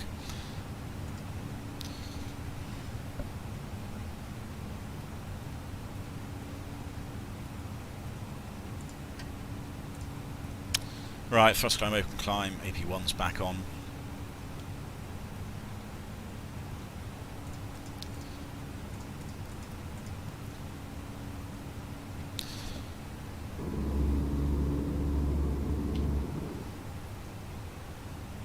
Right, so we can put the weather back on once you get to top and climb.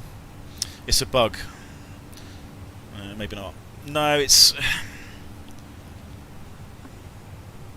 No, it wasn't the flaps. It was definitely, there was an unreliable airspeed, which I think the pitots had frozen. Which you know, that's fine. It's an unreliable airspeed. It's not the major problem. I didn't really want to have to be doing an unreliable airspeed situation on this, because it's just sort of ruining the stream effectively. It's not really, you know. Yes, I can deal with the failure, but it's not really what I was trying to achieve for today. Let's have a look at the unreliable airspeed indication. Nav. So obviously normally we just take everything out, the autopilot with auto thrust and flight directors, which I didn't really want to do because I sort of, you know, I'm sort of going into a situation which I didn't really want to do.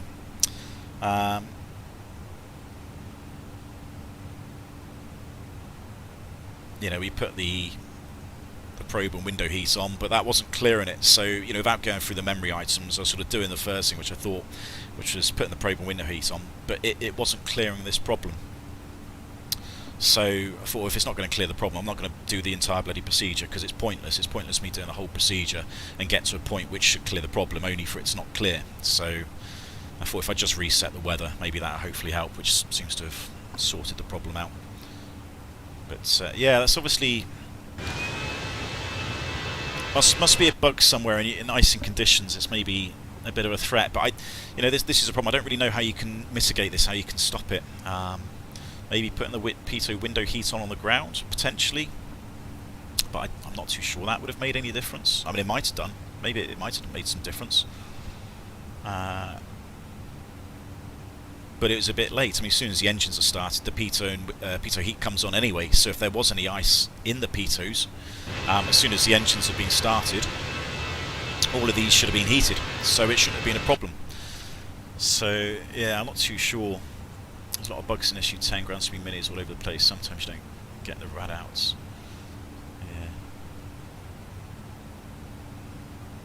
Yeah, I think it's exactly what I think. It's more bad logic in the sim. It was. I mean, to be fair, that would have been a pretty good exercise to have done the unreliable airspeed indications, but you know, it ruins the stream of going to Heathrow then, which is, you know, I kind of want to sort of finish the flight. You know, if I can't finish the flight, it's not really what I wanted to do. So anyway, we'll have to bypass that. Just have to ignore that's happened. Right, let's continue going up. It's at 3.6, wasn't it? 360, yeah, that's fine, we can do that. Flight plan, that's done. Rad nav, so we can clear these. Progress is all good. That's all fine, secondary's copied.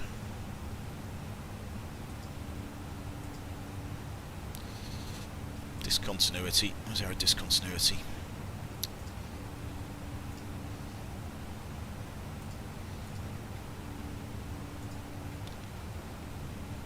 So, Zulu 703.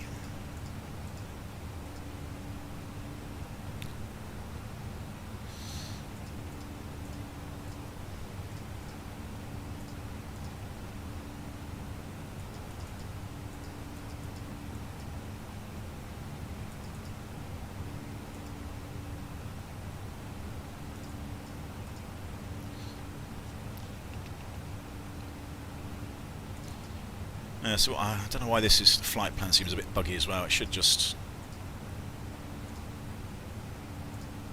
It's not really sequencing like it should do.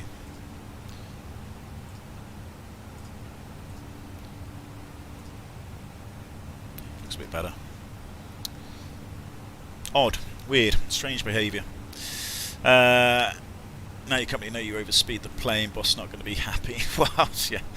Unfortunately, I can't help when the sim's not working particularly well.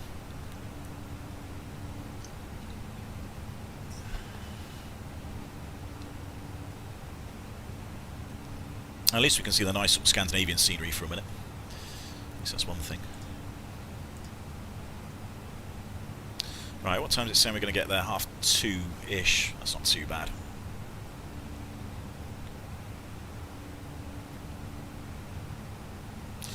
Right, do I dare put the real weather back on? I might just wait. In fact, what I might do, just so we don't get too excited with the speed, let's go 270.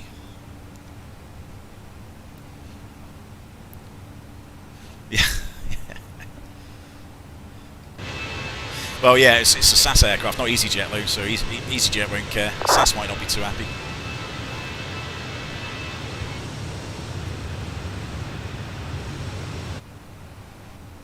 Yeah, weird. Could you possibly go back to live weather just to check? Yeah, I will do, Tim. I'm just going to reduce the speed a little bit and then just give us a bit more margin, because so I'll put it back in now, so hopefully the speed won't be too daft. So it looks a bit better, so that's good. Back to manage speed, well above the MSA. That can go back to standard.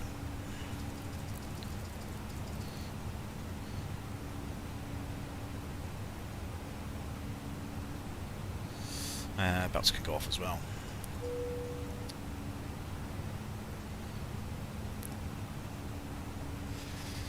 See, normal temperatures outside. We're actually warmer than ISA, +5. That's looking a bit better. Speed trends increasing.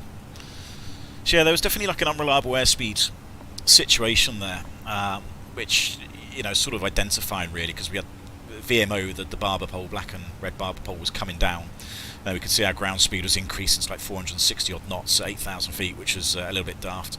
And then we could double check that as well with the GPS monitor. So this just double checks like our GPS altitude and ground speed there. So just sort of confirms a bit of the data that we're getting, and quite obviously 200 knots was not correct at all. So it was technically an unreliable airspeed indication. So normally the memory items are you disconnect everything, autopilot, auto thrust, flight directors. And then we're all above the MSA already, so we can just sort of leave it in climb at about 5 degrees, and then we're just making sure that the flaps are either left where they are, so they were clean, so they just would have been left. If they were config 4, then we would have put them up to config 3, but that wasn't really an issue. And then just check the speed brakes for retracting the gears up, which it all was, because we had already taken off, so everything, the aircraft had been cleaned up basically, so there wasn't really much to do for the memory items. But I know part of the memory items for the unreliable airspeed is turning the probe heat on, because it's it is potentially icing. That's maybe why you're getting the unreliable airspeed. So I turned that on just to see if it was going to have any effect. So it wasn't really strictly SOP. I mean, I should have done the sort of memory items first, as soon as I started suspecting the unreliable airspeed. But it was kind of almost, if that wasn't going to work, it was almost a bit irrelevant, and I was just going to make it hard for myself. So it was, a bit odd. They're still high. It's 8.8, 8.8, which, so when do we get the... so we get an advisory at some point as well. Let's have a look at the advisories. Ecam engines. So the vibration, it's above 6 units of N1. Which we've got, so we should actually be getting an advisory. So you get a little ADV here, a little boxed ADV to say, high engine vibration, which is obviously points towards this. That we'd sort of, and then we got a high engine vibration QRH true as well. But I mean, the reason why I think this is a bit bugged is this was like this on the ground before we'd even started the engines. So there's definitely something not quite right here, because we're having high engine vibrations on the ground. So that's not strictly. You're not going to have engine vibrations when the engines aren't turning. But yeah, there is a high engine vibration, which again, it's when you get this, it's sort of the main thing is you're suspecting ice. So with the procedure you've got, you would what have we got here? So we check the parameters. So all the other parameters are pretty normal. If icing is suspected, which we could sort of suspect that in these sort of conditions, we would turn the auto thrust off. So that would come off. Actually with the instinctive disconnect buttons. So that would come off, and then thrust. It says engine, one engine at a time. We would idle the thrust and then increase it to 80%. Now we probably don't want to be doing this at 30,000 feet, because we're going to lose a lot of thrust, and we're probably not going to be able to sustain this altitude. So this has obviously been going on in the climb, so we would be doing this a lot lower down, because we'd have a lot more sort of engine thrust and a lot more performance lower down. We're not going to have the performance at this sort of height to be playing around with the engine thrust. So we're not going to do it, but we would effectively be doing another sort of engine ice shedding procedure, you know, maybe the ice is causing the vibration. I mean, this has been on the ground, so you know, I'm not too sure what this is. So we would do that. If the engine anti-ice is off, switch it on at idle fan speed, one engine after the other with approximately 30-second intervals. So again, this is sort of ice shedding procedures. To shed the ice, it may be necessary to perform several thrust variations between idle and thrust compatible with the flight phase. So again, you know, we're not going to be doing this at 32,000 feet. It's just not going to have the performance to do it. It said if icing is not suspected, if above the vibration advisory and flight conditions permit, reduce the thrust to below the advisory level. So we might just have to reduce the thrust to 50%, for example, to stop the vibration advisory popping up. You know, and if that's the case, we would just leave it at 50%. You know, we'd have an asymmetric thrust condition, but you know, the engine's still working, it's still providing, you know, hydraulics, electrics, everything else. We're not shutting the engine down, we're just reducing the thrust. But obviously, in terms of sort of failure management, you know, we're probably going to have to decide to go somewhere else because we can't continue a flight in that sort of position. But you know, I know it's not going to do anything. So I think we just have to disregard this. I don't know if this is just a condition of the sim, whether due to the icing conditions on the ground. I'm not too sure. I didn't actually see this when I spawned in, but yeah, there's maybe some sort of bug going down. Which, yeah, it's a bit weird. So there's obviously maybe a few issues going on.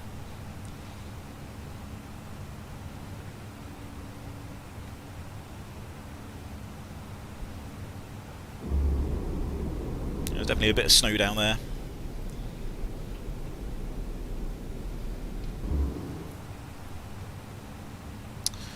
What's the worst state you had to start a plane in? Exceptionally cold temperatures. Did it cause any issues? I don't know, Willie. I mean, worst state is quite subjective, isn't it? You know, based on the aircraft technical condition, the weather. I mean, I've had really cold days. You know, similar to like being in Stockholm, where it's freezing cold, snow, and you've got to do everything which we've just done on the ground, de-icing procedures, everything else. You know, it's more of a ball ache than anything else. You know, I wouldn't say it's bad. It's just, you know, more things to have to do. So, finally managed to watch one of my streams, Ginger. Oh, good. Well done. Thank you. Yeah, this is going to be an interesting one. There's a lot of talked about a lot of stuff. I mean, this is, you know, anybody that's going to watch this. There's a lot of stuff. There's a lot of time on the ground. There's about an hour and a half on the ground talking about all this stuff, which is, you know, quite convoluted. There's quite a lot to do. There's lots to consider. You know, unfortunately, I don't have the documentation in front of me to show you the different holdover times, different types of fluid, how we could sort of work out different sort of intensities as well of precipitation in sort of you know, cold temperatures. Because I don't really have those documents in front of me. I can't just obviously show you something that's obviously company material, because you're not really allowed to do that. So. You know, a lot of it was just academic talking, so hopefully, you know, things I have talked about you sort of understood. Obviously, if you've got any questions or if I said something you don't quite understand it, just put a comment in the comment section. Oh, that's it. Tip over my bloody squash over the keyboard. So yeah, there's a lot of academic things, a lot of procedures, talking about procedures, you know, kind of how we do things a little bit disjointedly.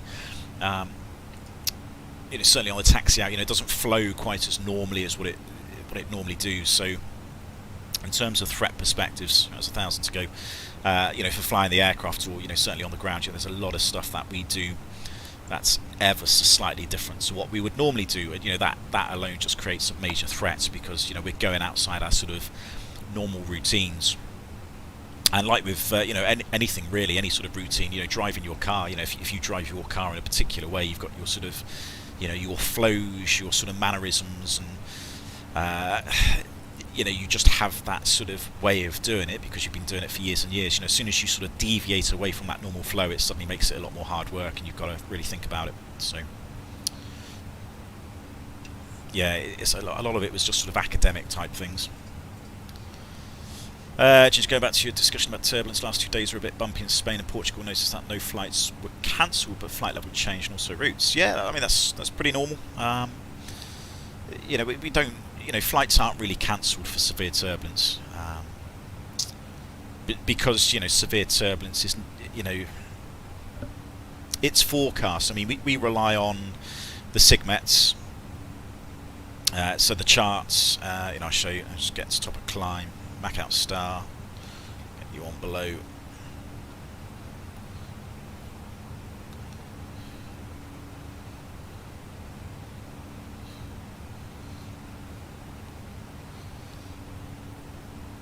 Go on, girl. Out cruise, thank you very much. Company message, that'll be delays. Let's do that in a second. Right, go through these. So yeah, I'm just going to ignore that.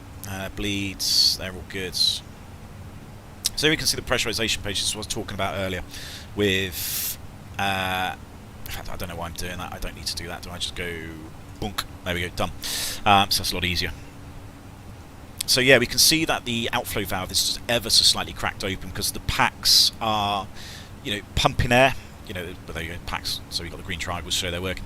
It's pumping air into the cabin. You know, this is basically the aircraft. So, you know, it's a really rudimentary, you know, nose, tail, safety valve at the end of the bulkhead, outflow valve near the back, and then we've got two inlet and outlet vents, avionics vents, flaps, which are, if I can show you, So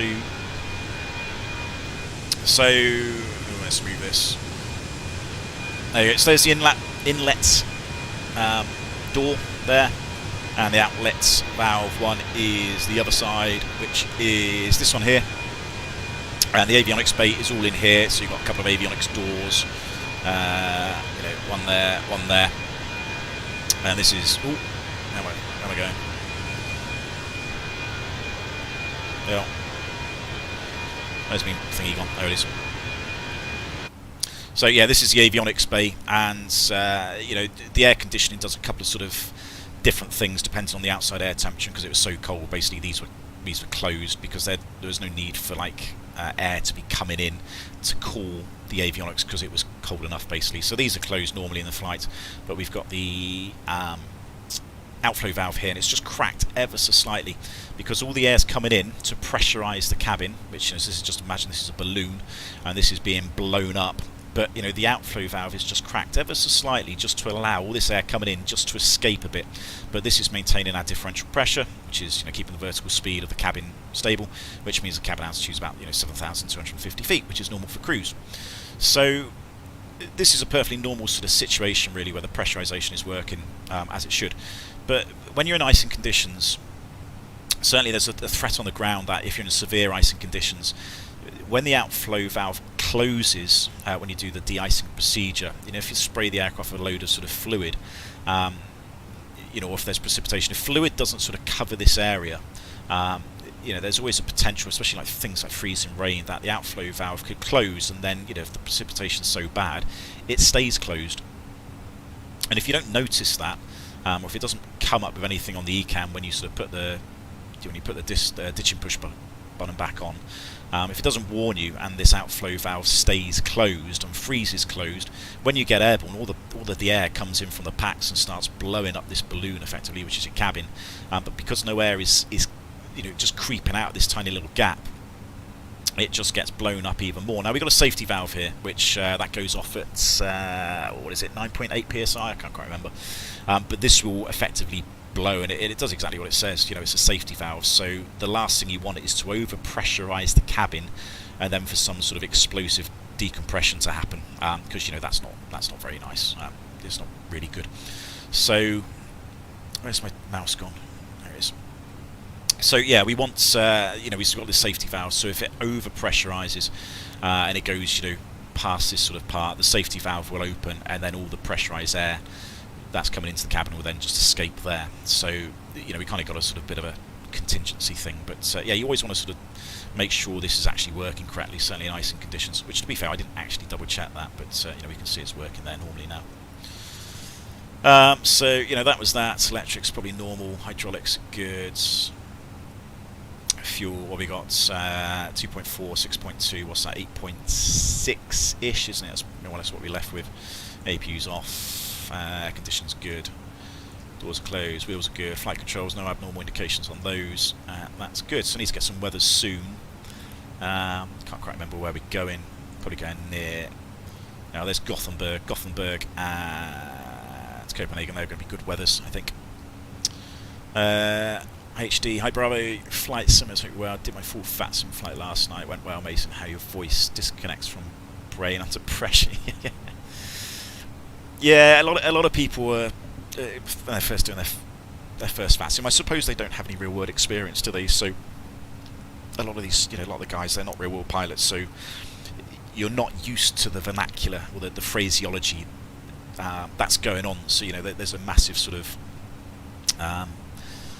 what's the word? Not culture shock, but there's a massive sort of learning curve, and then suddenly having to learn different phrases and understanding and listening to ATC and understanding what they're asking. For somebody like me, it's not too bad because I'm doing it every day, every day I go to work.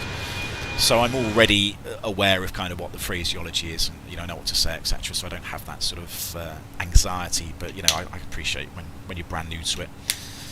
It's a little bit different because you've got a bit of a steeper learning curve. It's not just learning the aircraft and everything else. It's then learning what you need to say, understanding what ATCs say, reading your charts, understanding your charts, understanding, the flight management guidance computers, oh, hello buddy, my doggy's just coming. You're alright buddy? What are you after? You good boy? I know I'm ignoring you. I'd walked you earlier. You come up here and settle down. He probably wants to PLAY, which a bit busy, buddy. So yeah, it is a steep learning curve, but well done. Just keep at it, and there's probably many documents out there to help you understand things. So there's probably a lot of things. Obviously, you can connect onto VATSIM, can't you, as an observer, just to listen. So I'm sure that's going to help. Anyway, let's have a quick look at what we got. So there was a delay, probably. There you see delay. Received. There we go. SAS ops. 25 minutes. Oh, 25 minutes wasn't too bad. I mean, we were a little bit late getting airborne because that's because of all the winter ops stuff we were doing on the ground. There we go. Does it have de-icing? Correct. No, so it should be like a de-ice. I mean, we don't use these. We use IATA delay codes. We don't use these sort of three-letter alphabetical codes. This is obviously a Fenix thing. They're doing this. I don't know if they actually pay any attention to this at all, but the actual delay code, the IATA delay code. Let's have a look at it. So I like doing this because I like confusing Fenix. I need an UI page as well. So they said I was 25 minutes late, didn't they? So 25 minutes late on push. Right. Well, I'm just going to put all of that down to the de-icing. So 0025, and the actual real-world delay code. So the IATA delay code. Yeah, is it from the FO? Yeah, he's got he's buggered off now. It's 73, I think it is. Where's me? There's delay codes. So yeah, this is what we do in real life. If we get delays all the time for various things. It's it's part and parcel of the airline, but not always going to be on time. But there's reasons for it. It's not a major issue. You just have to say why you're late. Delay codes. There we go.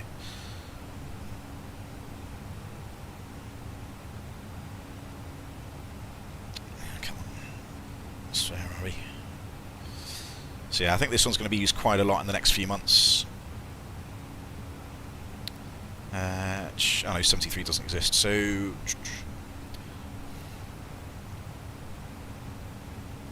75, that's the delay code. So yeah, the actual IATA delay code for de-icing is 75, so we'd put 75 in 25 minutes. This would get sent to ops, and then they've got a record then of why the aircraft is late, and they can actually attribute the delay reason down to something. And then there's loads of delay codes. There's everything from breakdown of vehicles, bags being offloaded, passengers, disruption, paperwork, crew briefings, sick passengers, sick crew. There was all sorts of things. So we put this down. It helps the company's records really to actually just keep an eye on why things would be late. But yeah, so we would put 75 down for that because it was de-icing. SASOPs, ADC receives. They're probably, Phoenix are going to get this and go, what the bloody hell's that? Yeah, it doesn't matter. I'm sure they don't care too much. Right, let's have a quick look at the weathers as well. As we said, what do we want? Gothenburg. That's not too far away. AOC weather. ESGG. I think that's Gothenburg. Is that? I think that's Gothenburg, isn't it?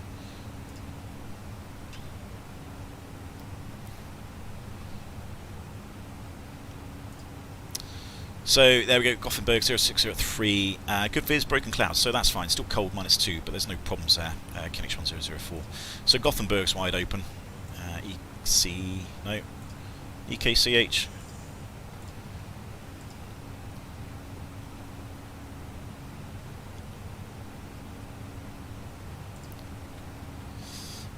Copenhagen 2108, so probably two in use there. Good viz, bit of broken cloud, 1 degree, so a little bit warmer. Broken at 1500. So yeah, so we've got 2 decent airports right off the nose. Or maybe up below, I understand Gothenburg's down there and Copenhagen's up here. So yeah, 2 very, very good weathers, good airports weather-wise that we can go to. What else have we got further on? Where's Hamburg? Is that it? EDDH, I think Hamburg's there, so we'll have a look at Hamburg as well. It's another one.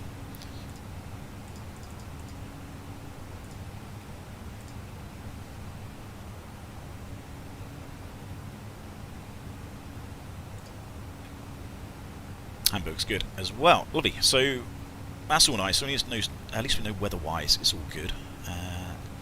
Let's have a quick look at our arrival.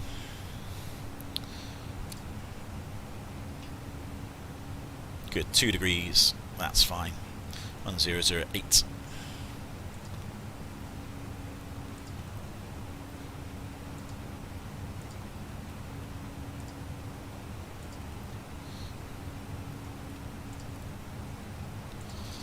Right, QNH is already set for that. So we've got no problems with Heathrow. 3205, so yeah, probably runway 27, that's good. Good viz, bit of lower cloud. That's still Cat 1. Don't take cloud into account really anyway. I mean, obviously LVPs are coming forward so if it gets too low, but really our minimums, our legal minimums is all based on the visibility for a precision approach anyway, so that's all good. There's no problems there of getting. We've got 2 runways, so I'm relatively happy to commit to Heathrow. I can't imagine we're going to go anywhere else.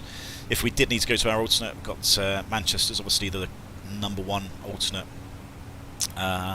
just mainly because I think there's handling facilities for SAS there. 5,000 metres in haze, no cloud detected, -4, cold up there. Tempo 4,000, so yeah, a little bit colder in Manchester at the minute. I think the TAF was get a bit worse later on in the day. What's that?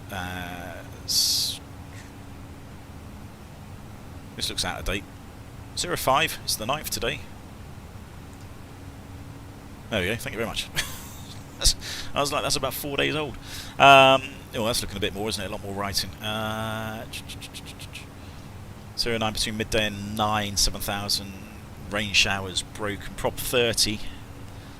4,000 metres, rain showers and snow, light rain showers and... showers of rain and snow, light snow showers. I mean, these are all Prop 30s at the minute, so kind of ignore them a little bit.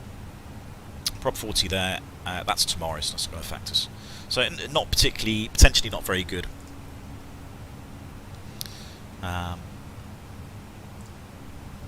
But yeah, Heathrow's fine. Right, what else is there? Do I need to do? Let's get some charts up. Need to sort out the arrival as well, because I don't think I've actually done that yet.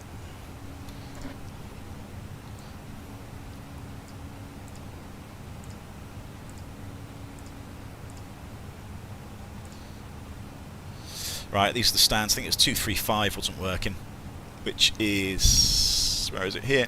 There we go. Yes, that's not... Oh, they've actually... looks like they finally built that through. I don't think the scenery's done that. The innie-build scenery has still got the work in progress there, so we can't actually go through Kilo. But yeah, it looks like they've actually finally got that bit bulldozed through, and it's now a straight line. This never used to be like that. So we're going to park down here. This is where sort of SAS usually park on these stands. 226 to 223, you know, one of those. Sometimes up here as well. So that's that done. The arrival, I need to get Logan departure, arrival even. It's going to be from Lambourne.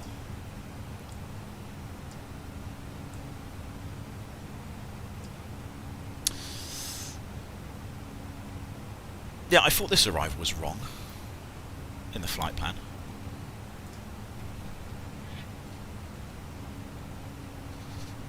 Yeah, it says Logan 2 Hotel. I don't think that exists anymore. So I was a bit confused, thinking that's I'm sure that's not right. It's at Lambourne. I'm sure it is now.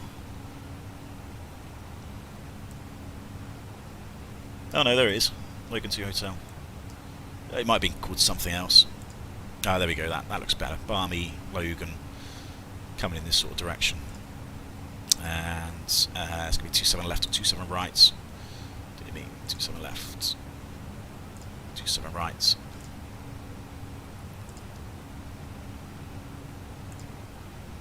And then if no ATC are online, we won't be doing that, because that's for 0 and... Oh no, it isn't. No. Oh, bollocks, I just got rid of it. It did have it, it's still got it. It's the approach for 27s.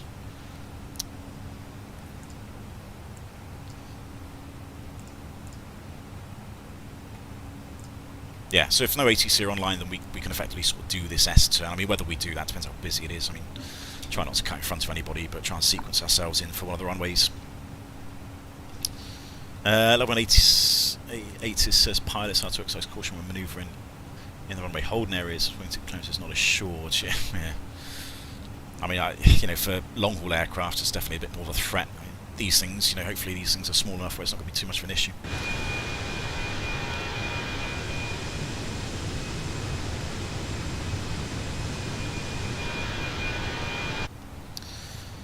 Right, what else do I need to do? We've done those, looked at the charts, so we'll need to actually update this bit. If I can do that, and that.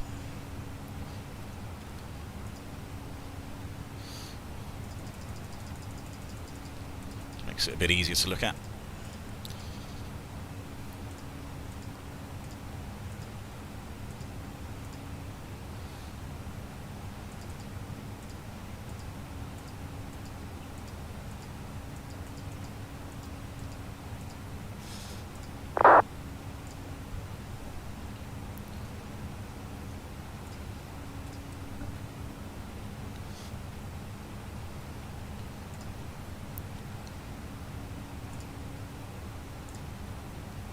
There we go, that's what I want. So that's put the procedure in from Lambourne.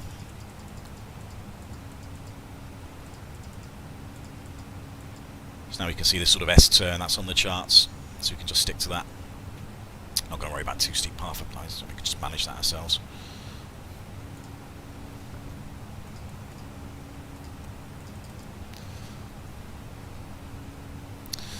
What's the estimated time of arrival? 13:35. Was it? Right, so because we're more than 5 minutes late as well, it's probably a bit late to do this, but we can go cost index 50. Just increase the speed a little bit. It's probably not going to make much difference, but yeah, we are 10 minutes late, never mind.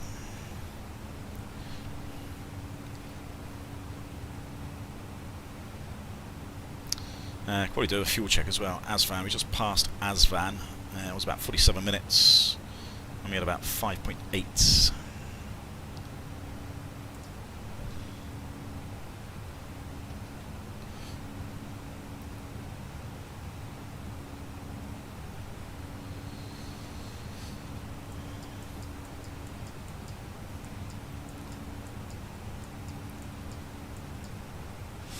Asvan, 43 minutes. Yeah, it wasn't too bad. Maybe a little bit behind. That's because we were faffing around in the climb.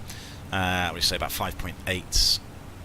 So it's about 700 up on that. We've got about 300 worth of contingency. We took another sort of 400 on that. So yeah, that makes about 700 extras. That's good.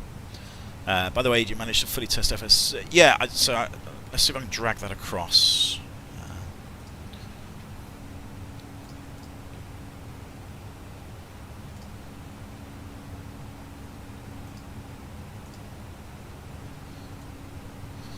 Right, so hopefully we can see that. So, yeah, so this is the effects I've got. I haven't really played with it too much. I've done a little bit just because I think some things were a little bit over, what's the word? Over exaggerated, maybe just set a bit too much. So ground effect, yeah, and what's that? The aircraft engine noise. It's reflected back by the runway. Yeah, I'm not really too sure this did, but I put this on 15. I mean, I haven't really noticed this, to be honest, but 15 seems to be working quite well. The ground rolled, realistic taxi and runway rolling sounds. Again, I don't think I've maybe done a couple of things. Taxi 15, 30. I haven't really noticed what this has changed, but it seems to, seems to be fine. Landing applause. Have I turned this down? I think I've just disabled it. I think I've just turned it off. I mean, the thing is in the flight deck, you don't hear these things. I mean, I've got noise reduction headsets anyway, so we don't really hear anything else other than just the communications. Some aircraft, some of the new aircraft, they have modified RMPs, radio management panels, and the newer aircraft have like the warnings and cautions. So I don't think it's going to, but yeah, the bing bing bings stuff that comes through, they come through the headsets as well. Some of the newer aircraft, so we don't really hear anything apart from maybe just a very sort of dull drone from the engines, plus the interphone, because we've got the interphone on. So we speak to our colleagues. I don't hear clapping. Now, people might do it, but I don't hear these things in the flight deck because our headsets are they're just sort of taking out these sort of external noises. So I've turned that off. So yeah, that's basically not there. Low altitude turbulence. It's affecting. So what's this? Simulator's not simulating the effects on aircraft roll. I don't know. Yeah, I've got that on 45. I don't really know. I mean, again, I haven't played with all of these different things yet to sort of see how they affect the aircraft, with exception to one or two things. So yeah, 45 seems to be okay. Over G, G-force is pulling the ribs. Oh, okay. I mean, again, I'm not flying fighters. Well, I do, but most of my streams are on the Airbus, on the sort of commercial aircraft. So of course, we don't put any G on the aircraft really. So 30 and 30, I've sort of left that or put it to 30. I can't remember because the G-force effects aren't really relevant for these sort of aircraft. Overspeed, 50-50. We may have seen that overspeed effect when we changed the weather and we oversped the aircraft earlier on, but I've just sort of left that. Again, normally we're not going to be overspeeding the aircraft, so as best we can, we're just going to keep that as it is. Prop wash again. I mean, I don't really fly the propeller aircraft, so 30 and 20, I don't really know what that's like. The reverse thrust 50. I don't know. I don't think I've changed these settings yet because I haven't really noticed anything in terms of if it's unrealistic. It's just sort of this is my first proper stream with FS realistic. So if I see anything that's too much shake or too much noise, then obviously I can go in and change these. Scary rides, passengers like crazy pilots. Again, I've sort of disabled this. We're not trying to do aerobatics in this aircraft, so it's kind of irrelevant.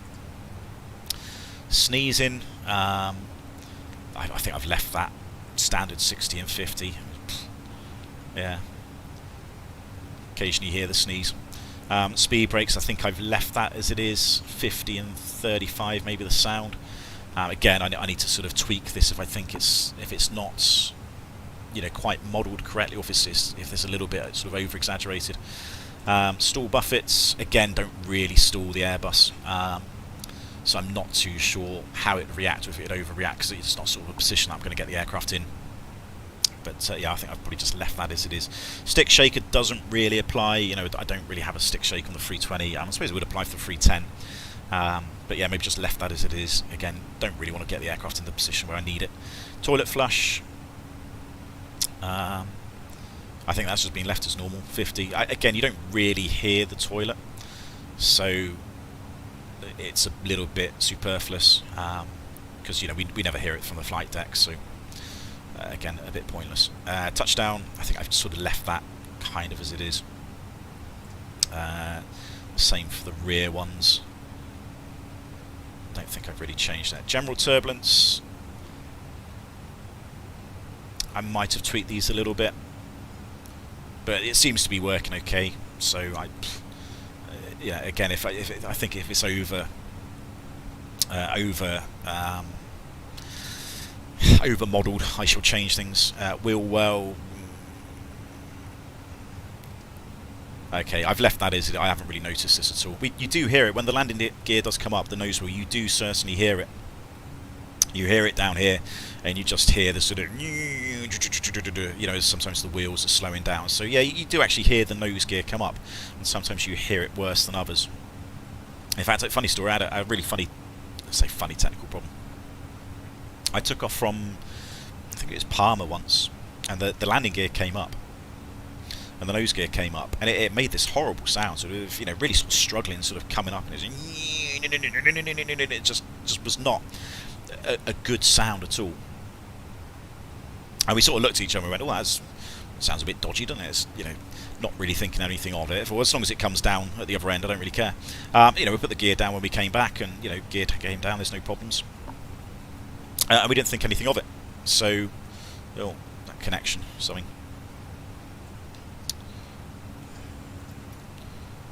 And hopefully the stream's still going. Is the stream still going? I assume it's still going.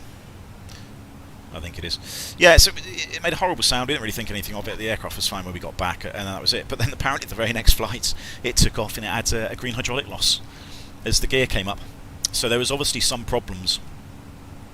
And as the next guys put the gear up, yeah, they lost the green hydraulics. So yeah, it was something to learn really from that. If you ever hear sort of funny sounds and something that doesn't sound normal, you know, usually quite worthwhile to sort of put it in the tech log, because it might indicate there's a problem about to happen. Still going, still good, right, good. So yeah, I haven't really sort of done that because I haven't noticed anything. Wind ambience, I think I've turned. Have I done anything? Add wind sound movements. Okay, this might need changing, and I've not really seen it on a really windy day yet, so maybe this is a bit over exaggerated as well. So this may need to turn down. Windshield, wind. I definitely turned that down because I heard that quite a lot, I think, on the ground earlier, so I turned this down to 5 because again, you don't really hear the windshield wind, and one of the main reasons is because the noise cancelling headsets. So yes, there is a little bit of wind shear noise in the Airbus, but it's very, very minor. You don't really hear it too much at all. So I've dropped that to 5. So yeah, that one's been dropped. I thought I did drop airframe airflow. I thought I did drop something. Like, I've watched Gav's streams a few times, and you know, and the cockpit's really sort of rattling and shaking on its approach. And you know, oh, there you go, Gav. Yeah, good. Yeah, I think the cockpit shaking is far too much on your settings, Gav. So I thought I dropped that. I thought, was it low altitude turbulence? No, it's not. What was it? General turbulence.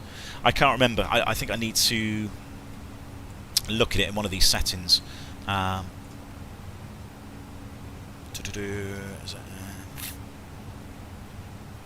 don't know. It is something which I need to look at in one of the settings, because the aircraft doesn't really shake on approach at all. You know, because any sort of airframe vibration, you know, that's the early indications that you're going into a stall. You know, it's really quite serious. You know, obviously you don't want that on approach at all. So any sort of airframe vibrations is quite an alarming thing, because it's the incipient stages of the stall. So I thought I'd turn that down. We'll see on the approach into Heathrow. You know, if the aircraft's shaking all around a bit, I'm going to have to dial it down somewhere and find the right settings to change it. I like to be dramatic. But normally, with exception to the winds, you know, the winds sort of battering the aircraft about around a little bit. You know, you don't have the sort of vibrations. You know, don't have that sort of that aircraft sort of moving up and down. So yeah, I might need to change that. How's the banner working? Yeah, banner seems to... I need to have a look at this on the approach as well, the banner, because the last couple of landing rates didn't really record it. I think it recorded at 0. So yeah, I need to make sure this is working in descent. Otherwise, you know, up here, it's yeah. Otherwise, it's not going to call. It's not going to capture the landing rate. All right, I need to go and get another drink, guys, because I'm just keep talking. So I'm just off the air for a minute. I think we've got loads of time until we go down. Where's my thingy? Right, I'm just going to go off for a second. What's the time? It's about lunchtime, isn't it? Might see if I can do some lunch as well. So yeah, just there. I'm just going to go outside for like 5-10 minutes and let you enjoy the view. I'll be back in a bit.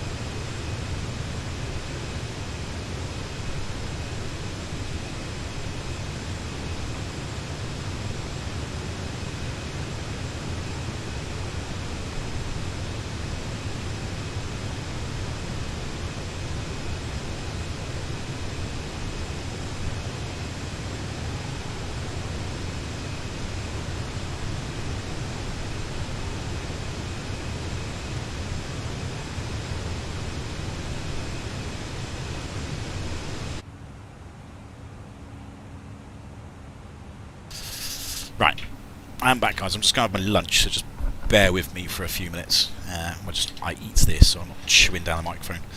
But yeah, I might just have a look at a few things, the arrival. Microphone be muted for a little bit. Hey Shakil, how you doing? Yeah, I'll be back in about 5 minutes, hopefully. I've finished my lunch, it's only a bit of soup.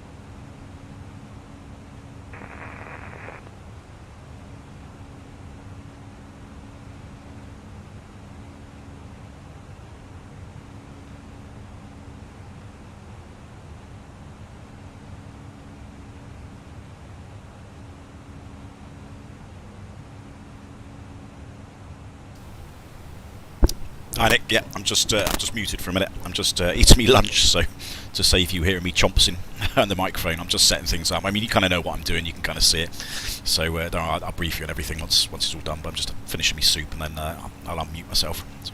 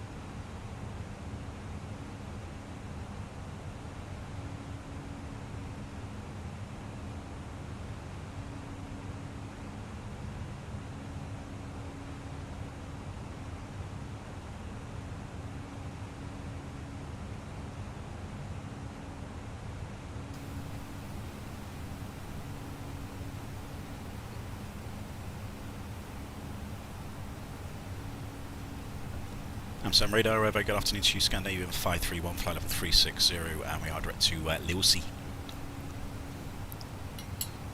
Scandinavian 531, hello, squawk 2763. 2763 coming up.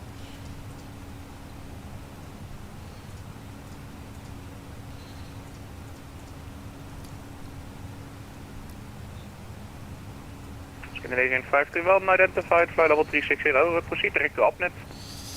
Thanks so much, direct to Abnet, Scandinavian 531.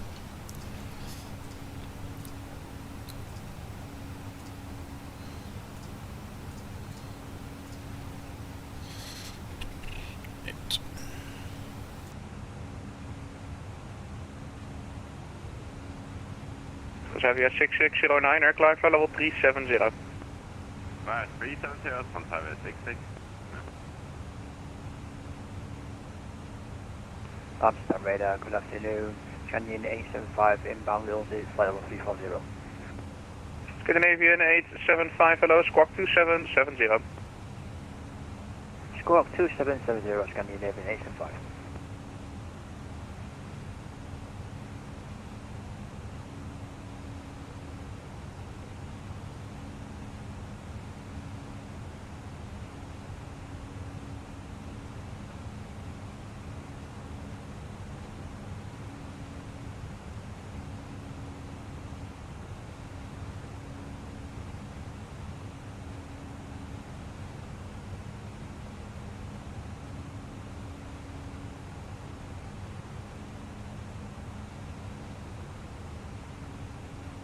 Amsterdam Center, good day. I'm a bit Alpha X-ray 90 Tango, passing up to level 330 in a path to Helsinki, heading 046.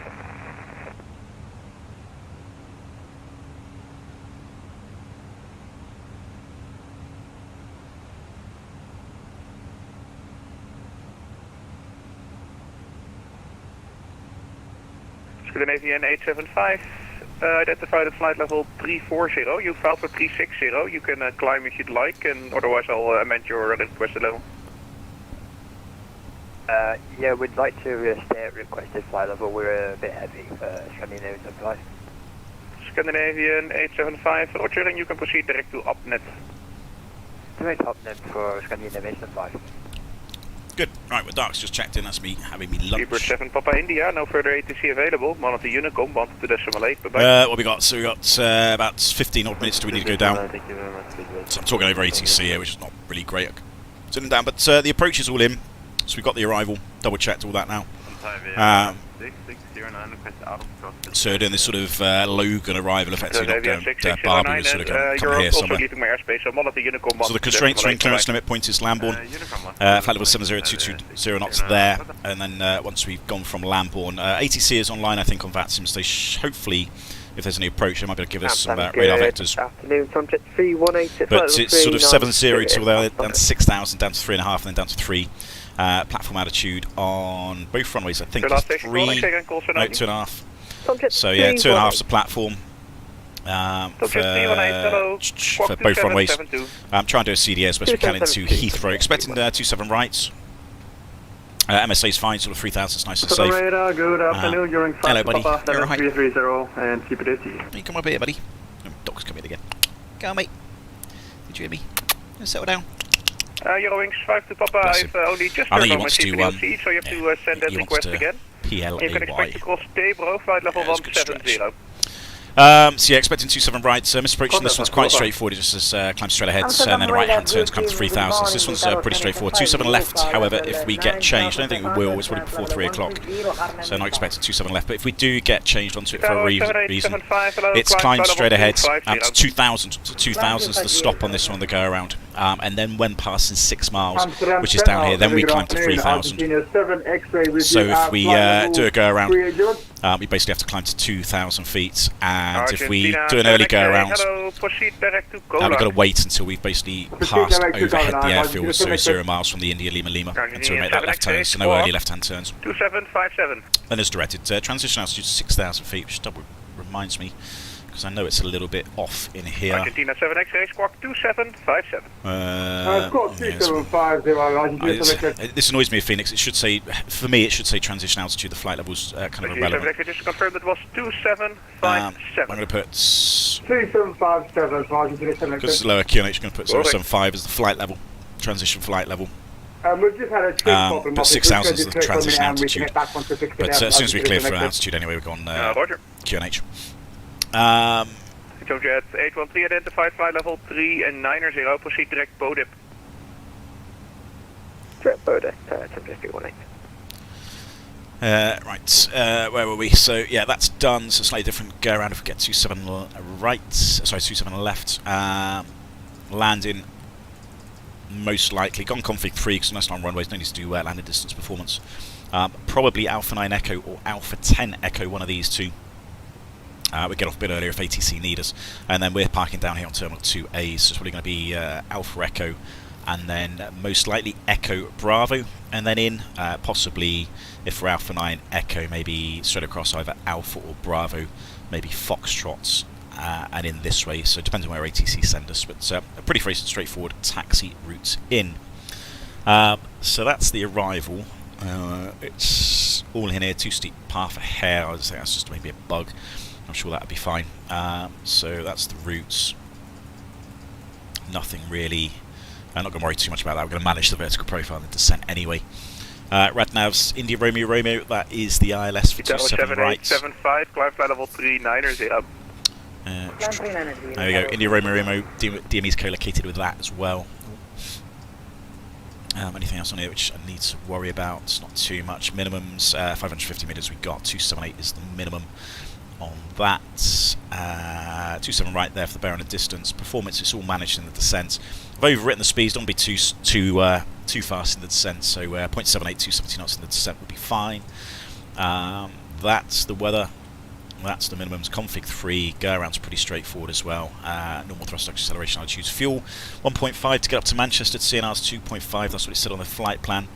And yeah, that gives us, we got 20 minutes extra. We got 2 runways in Heathrow, the weather should be good enough, so I'm relatively happy to commit. The aircraft's fine, there's nothing affecting the landing capability. And we got enough to give it another go before we really make a decision. Secondary, same situation, just 27 left in that one. With, where's the performance gone? Yeah, it's disappeared. It was there a minute ago. Amsterdam Center, Argentina 7X8, back with you. Are we okay just to climb up to 360? 278, I'm pretty sure that was... Argentina 7X8, yeah, firm. Alright, perf page for the secondary seems to have disappeared. Thank you. Can I just get a review on that squawk again? I'm really sorry about that. So weather's good, let's have a quick look at the weather actually. 2757 for Argentina 7X8. So, it should be like that, Simon, but... Yeah, there we go. No, I thought he was. Okay. Never mind. I thought somebody was online. Come on, give me a meter. So we got 290 at 4, no cloud, 2 degrees, 1008. So a nice day in Heathrow, very, very nice day. Should be a very nice approach, actually. Should be able to see quite a lot from the windows. So yeah, very, very nice down there. Manchester, what we got here. Variable at 9, good veers, bit of clouds, temporary rain showers. Yeah, those rain showers and snow showers looks like they're starting to come in. So Manchester should be fine, but I can't see there's any reason to go anywhere else, so it's only really our backup. That's pretty much it, that's the brief done. How are we doing for the chats? How's everyone doing? I don't think there's anything I've missed. Any sort of questions? Obviously we are getting into cold weather temps as well. It's not quite relevant today, but as soon as we start seeing temperatures down to about -10, that's when we can start adding feet to our minimums. And obviously to the platform as well. So when you got about -10, it's about 10% of the minimums. I think it is. I'd have to look at the chart. It's something like that. So you know, a decision height or decision altitude of 200 feet or 200 feet above the ground, that'd be about +20 feet on top of that. But because the platform's 3,000 feet, to keep us safe for the temperature correction, what's it? 2.5. There you go. You'd add about 250 feet. So you had 10% of the value that you're flying at, if that makes sense. I'll just see if I can look at. As a Discord, I can actually look at the actual values, which is in the operator's manual. Okay, again, it's not really affecting us today because the temperature's not that low, but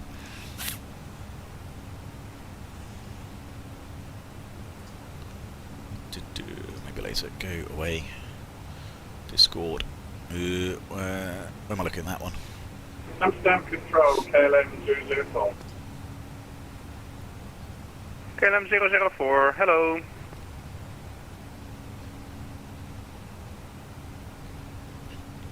Golf India Papa Kilo with you climbing flight level 60. Golf India Papa Kilo, hello, continue. There we go, it's just the temperature corrections. So again, so if it's -10, you know, the decision altitude's 200 feet above the ground, so it'd be 20 feet, so that'd be 220. But as you can see, it's basically 10% of the values, so your platform would, instead of be 2,500 feet, here it would be 2,750 feet, because the altimeter is effectively over-reading, so it thinks you're, or is it under-reading? Under-reading.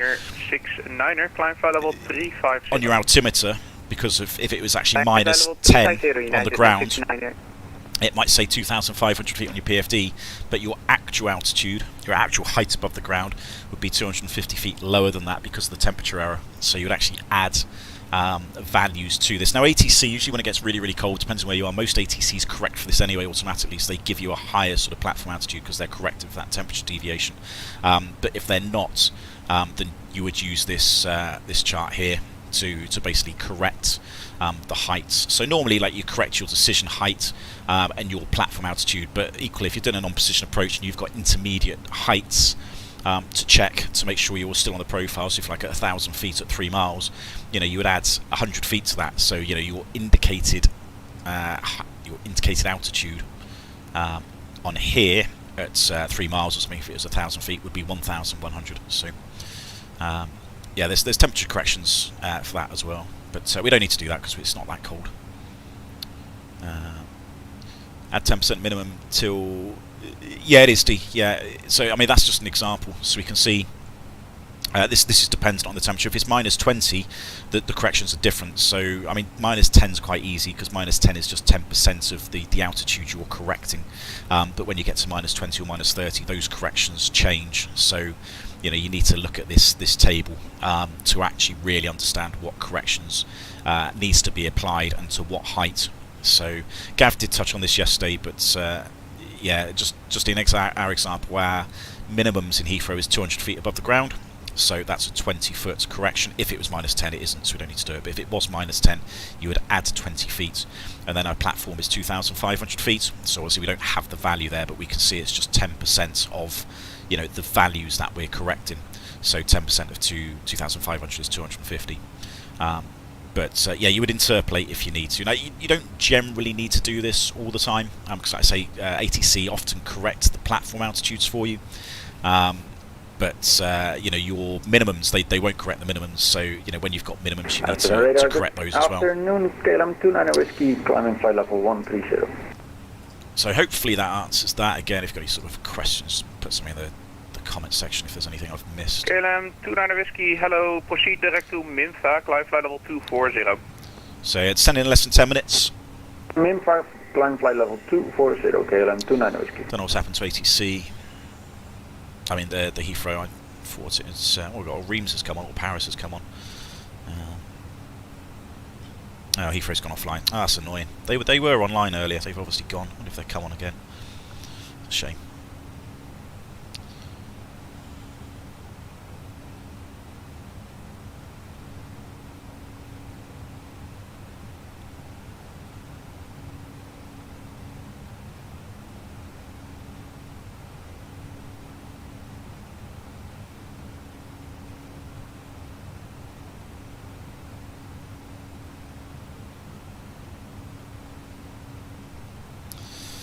This is where it was a bit frustrating. I was hoping I didn't really get enough time because I spent so long on the ground doing this sort of Winthrop stuff. I mean, to be fair, I probably wasn't going to have enough time anyway, but it would have been quite nice to have done a 2-sector and done the sort of de-icing procedures on the ground out of Stockholm, so you saw what we were doing for the de-icing procedures in terms of what we had to do for the aircraft to set it up. And the various other taxi things, and then actually return to Stockholm. I was thinking, oh, maybe I can do a quick flight to Oslo. Climb flight level 410. Yeah, £15. No, I'm not going to have time to do that, unfortunately. But yeah, it would have been nice then to have gone back to Scandinavia to sort of show you these cold weather temperature corrections. You know what we do. You know, when we're sort of going somewhere that's got really cold temperatures and winter ops. And to be fair, there isn't much we do differently in terms of flying the aircraft. You know, obviously the anti-ice is used. You know, but use a bit of extra fuel for that. You know, there's not too much we change in like the landing. And as I said on the ground, when you're in contaminated conditions, if you're going somewhere with contaminated conditions as well, or your stopping parts need to work, so your reversers need to work, your brakes need to work, your spoilers need to work. So there can't be any MEO issues that you can normally dispatch with, but you know, wouldn't really be applicable in contaminated conditions. So it would have been good just to sort of gone back somewhere, and you know, if we'd had a failure of I don't know, you know, a reverser, say a reverse was in op, which we can find, we can dispatch that, that's not a problem at all. You know, we do a landing distance calculation to account that it's not working, but you know, as long as the runway's not contaminated, there's no issue. But if there is a reverser in op, we can't dispatch to a contaminated runway. So yeah, it would have been quite interesting to have seen that. However, you know, I think some of the airports, like Stockholm, would have been okay, because I think that's going to be snowy later today. Not that I really have time to go back there. I was hoping to be on tonight, actually, because my missus' cousin was going to come round. Which I thought, brilliant, you know, they're going to entertain themselves and have a girly night, and I can stream this evening and do one of my very random, rare evening streams. Unfortunately, they've cancelled that, so it's not going to work. ENGM is Oslo, so I think the weather's fine. Do I see left, right, or right hand seats? Okay, well, I shall leave that to your imagination. Yeah, no comments. Maybe both, maybe one, maybe the other, you know. I shall leave it like that. So 010 at 10, sorry, yeah, 010 at 10, all the 9's few broken, no 6. So actually Oslo, even though it's -8, so it's cold, you know, weather's fine, but yeah, so it would have been interesting to have done that. So I think this time of year, actually, I might be doing a lot more Scandinavian type flights, because we are going to see winter ops a lot more. So it will be interesting just to sort of do that in the streams.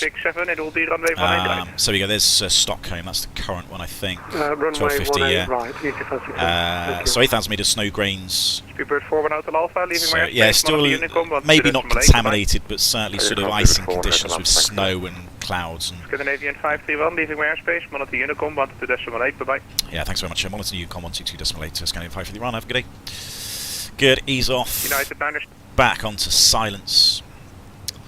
And we'll be descending very, very shortly. So, women, I know, yeah, just... the annoying thing, Chris, is they've rescheduled. If I reschedule, I said, yeah, I'll reschedule when you're back at work. Ah, fuck. Brilliant. So I can go back at work, and then they're going to do it, but... It's no fucking good to me, woman, is it? I can't bloody stream, because you're doing it on a bloody night that I'm not even here.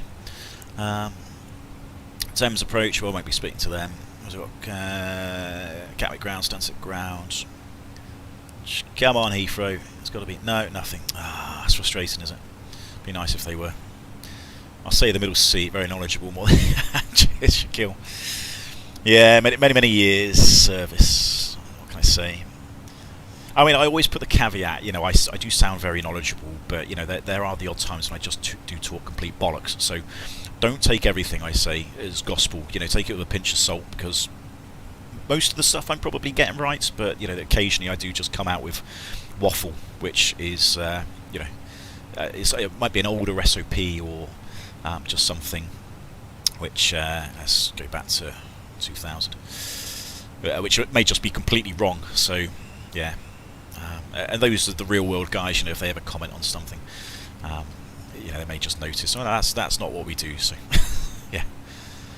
I can't always promise it's going to be 100%, but it should be pretty close.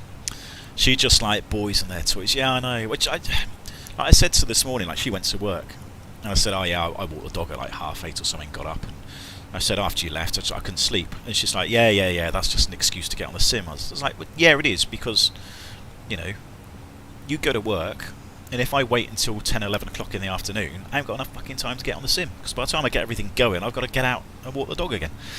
So, yeah, I've got to be up early this time of year. Because it starts getting bloody dark at 3:30. So, yes, it is love. I did want to get on the sim because I don't get many opportunities to do it. So, wind your neck in.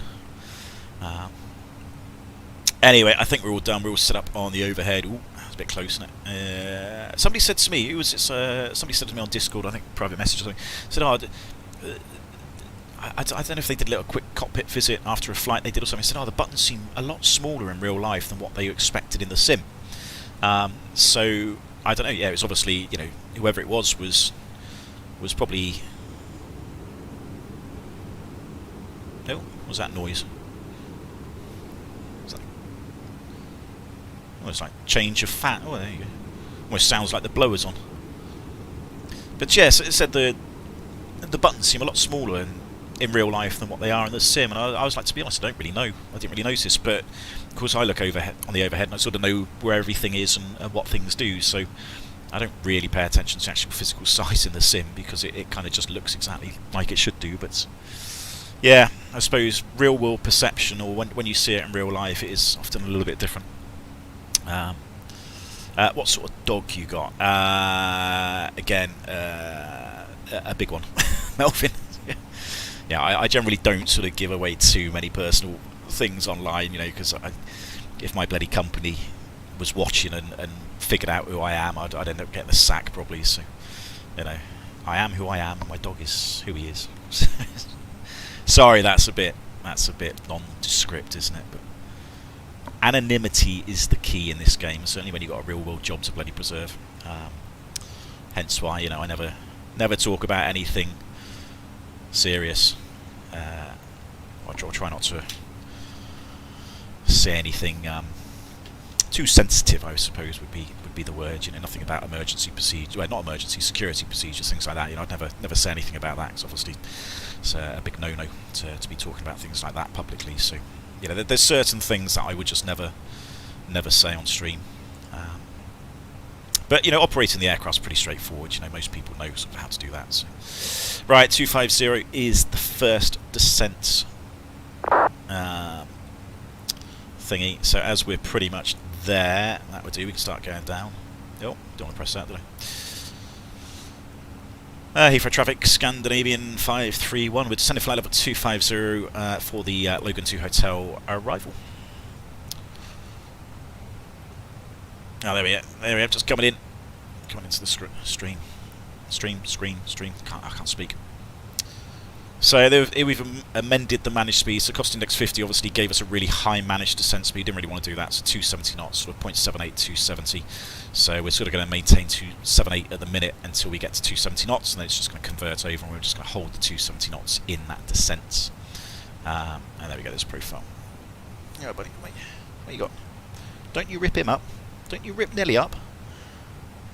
He's getting bored. I'm watching you. Don't you rip him up. He has a fascination of ripping off the eyes of the cuddly toys. Wait, where are you going? Hang on a minute. Don't you dare rip him up. I know your game. Yeah, I know. You want to rip his eyes out, didn't you? Don't you play bow to me. Be all cute. Where's your bone? Go and get your bone. There, go and get your bone. Go on. Poor little cuddly toys, eh? What'd they do to you? Honestly, butter wouldn't melt. But yeah, he has a fascination of ripping up his cuddly toys. I might have to watch that. I might have to intervene at some point. Right, thrust idle. How long do planes have to stack for? It depends, Melvin. Depends where you are. I mean, interestingly, what I've done here is, because it's Heathrow, I've whacked on 400 kilograms, 10 minutes basically. So I've already put 10 minutes extra fuel in the flight plan to account for. I mean, we're not going to do it because it's fast. It's not that busy, is it? But in real life, I don't know what other airlines do, but Scandinavian, I'm fairly sure that that you've got 10 minutes extra fuel on top of your clock fuel, basically, just to account for maybe 10 minutes holding into Heathrow. And to be honest with you, I mean, when I was flying into Heathrow, I never really held for more than about 10-15 minutes at a time. So I know Heathrow is very, very busy at the best of times, but it was fine when I was there. I'm still. Yeah, so can I get up? I think I can get up.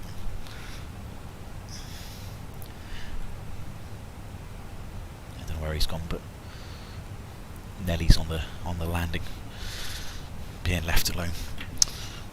Oh, he's a little rascal. Oh, who's that? Somebody blew us 8,000 feet below. Oh, there he is. Visual. I've got to keep an eye on the other traffic now.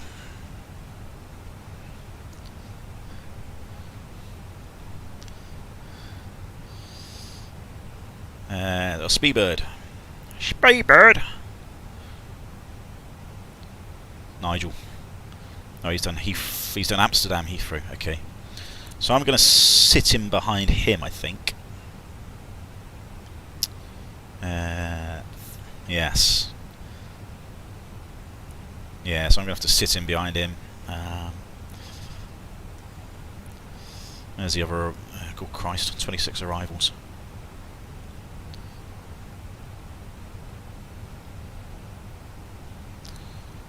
There's lots of people coming in. This could be interesting, especially when we're going to have to self-position.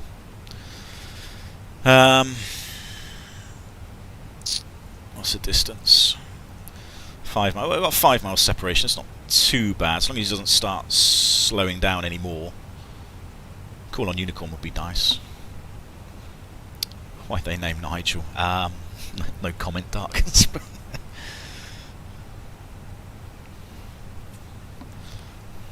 yeah, industry joke.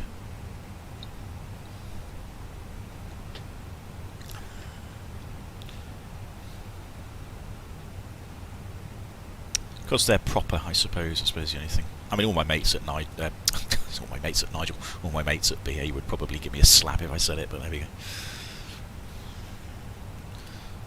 Speedbird, yeah.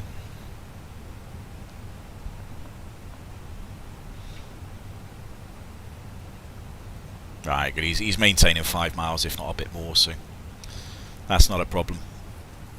Just would have been nice to have ATC online. It just provides that separation, doesn't it? But 5 miles is good because 5 miles on approach. Think of it this way: 5 miles separation on the approach is fine. That's kind of what you need. That's minimum you're after. Right, I mean, in fact, Heathrow is less than that. It's probably about 2.5, 3 miles. But if we're behind this guy all the way and we maintain 5 miles behind him, then that's fine for the approach. Just he needs to keep on Unicom to tell us when he's slowing down, etc., and tell me what he's doing. What his route is. What the procedures are, because technically he should be going. You can't see it, but he should be going. Zoom in.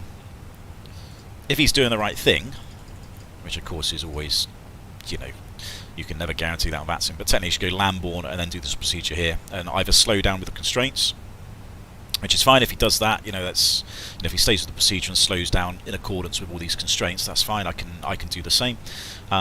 But just let me know. We'll let other people know. So and of course Dark's just behind me. He's 10 miles. Yeah, Dark's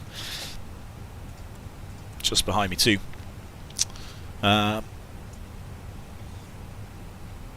Speed out star.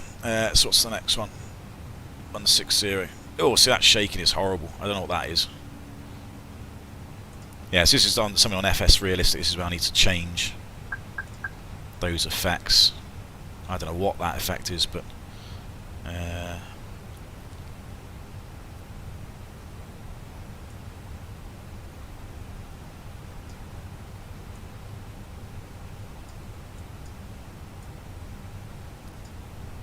I'm not too sure why that was shaking so much, but it shouldn't be doing that, so I need to find what setting that is in FS Realistic and turn that right down, because that was quite unrealistic, that one. Low altitude turbulence, I don't think it was that. I mean, maybe just turn that down to 25. But keep an eye on it. I mean, I've got the FS realistic up here, so I can change things on the approach if I need to. As long as I can find the right setting, you know, that's what I don't know.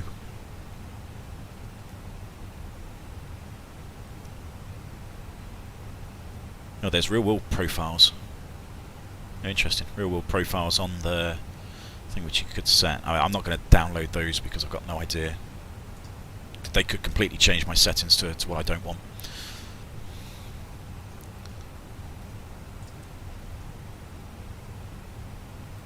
Come on, ATC. Somebody must know somebody that controls on that, so give them a nudge.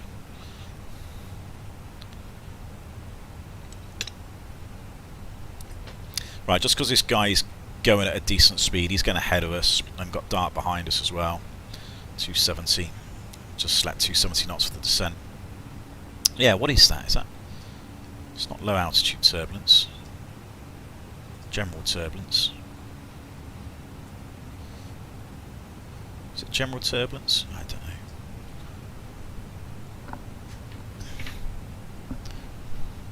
What are you doing, buddy? Scandinavian 531, can you report your speed for Scandinavian 875? Yeah, we're doing 270 knots now. Scandinavian 531. Roger, thanks for that. So yeah, it's obviously dark's going a little bit close behind us, so just 270 knots. Hopefully, we can go a little bit fast. This guy in front of us has got ahead, so in fact, let's go 275. And yeah, Scandinavian 531 just increasing to 275 just to help you a bit. Yeah, this. Oh, what's this shaking? I need to stop this. Roger for that, we'll slow down and keep gas separation from you. Scandinavian 875. No worries. Stall.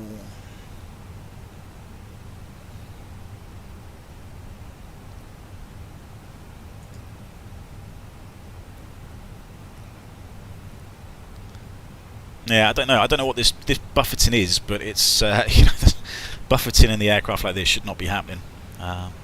As I said, you know, this sort of buffeting is sort of early indications that you might be stalling. Now, obviously, we're not anywhere near a stall, so I'm not entirely sure what's going on. Right, 70 on profile anyway. Let's just keep all the way down to 70. Right, 70 is blue, which it's interesting. Pretty sure that should say 160 magenta because of the constraint.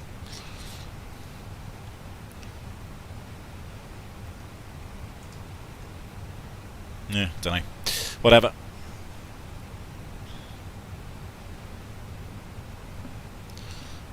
Will there be a bird strike at Christmas? Every hour is striking. Yeah, it seems like it, doesn't it? It's a bit. I don't know.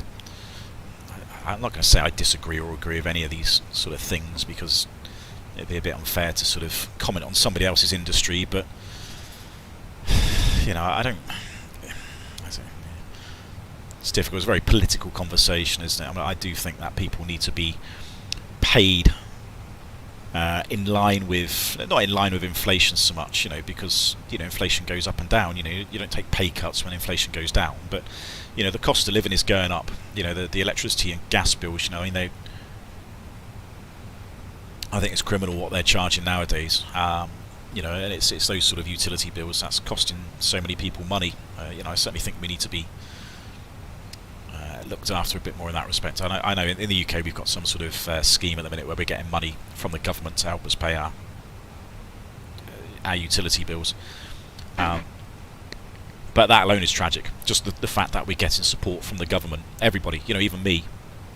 You know, I don't need money from the government to help pay my bills. You know, I can afford to pay my bills, but you know, I think it just shows how tragic the state of the situation is that the government have to put their hands in their pockets when they can't afford to in the first place. So there we go. Anyway, let's get the belts on. Let's secure the cabin. I'm guessing that's a Stansted's departure, probably. Teachers are asking for inflation plus 7%. Well, I don't know what they've been smoking, Willie, but I don't think they're going to get that. I'm not saying they don't deserve a pay rise. You know, I'm sure they do. The work they do, I'm sure they deserve more money than they're probably getting. But you know, they've got to be realistic about things. But it's a different industry. I don't know it as well. I don't know it as well as my industry. So maybe there's a lot of sort of aggravating circumstances that justify it a little bit.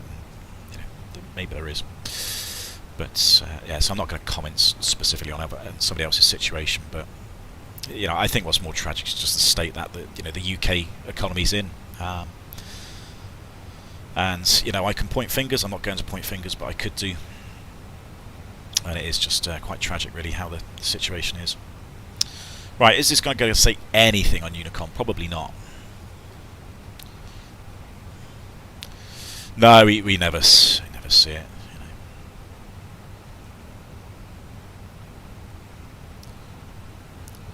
So interestingly, we've got two guys coming in the other direction, and they're next to each other, so they're going to conflict.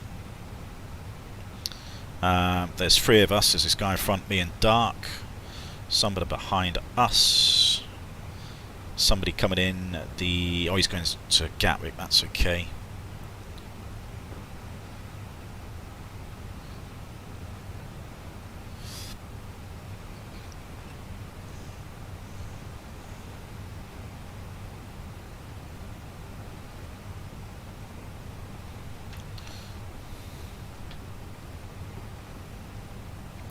Yeah, what is this shaking? I need to sort this shaking out because this is...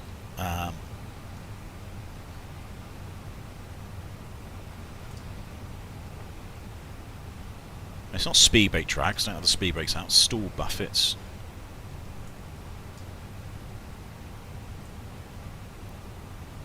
It's not that. It's not the stall.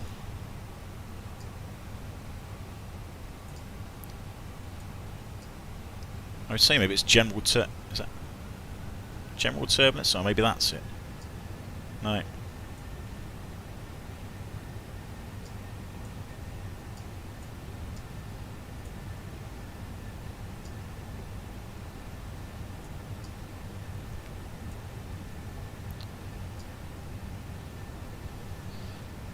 Airframe. No, it's not the airframe, airflow.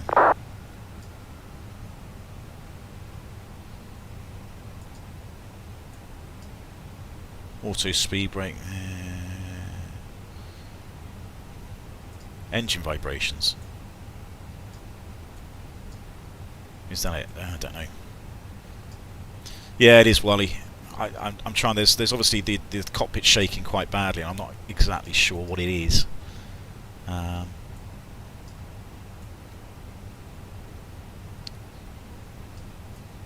don't know what setting.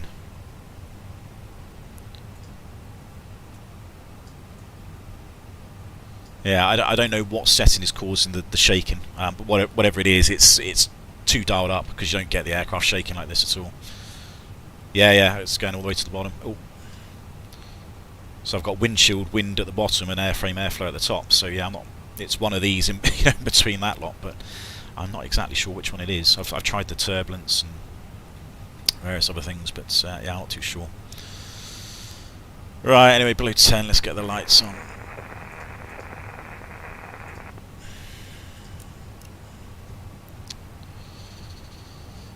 Right, he's going off there. Interesting. Heathrow traffic, easy Scandinavian, even 531, approaching Lambourne, and we're just going to do the procedural approach from Lambourne onto 27 right. So we're just going to follow this. He's cutting the corner, which is not... Traffic, Scandinavian 528, taking off, please no left. I didn't hear what he said it, so it was 3,000 to go, whatever. Traffic Ryanair 7, get Mike lining up. It's funny. Traffic, Scandinavian 875, we're going to follow the Scandinavian and do the full procedure, even though it holds on the music. So I should start slowing down, really. I am taking off 27 left, sir.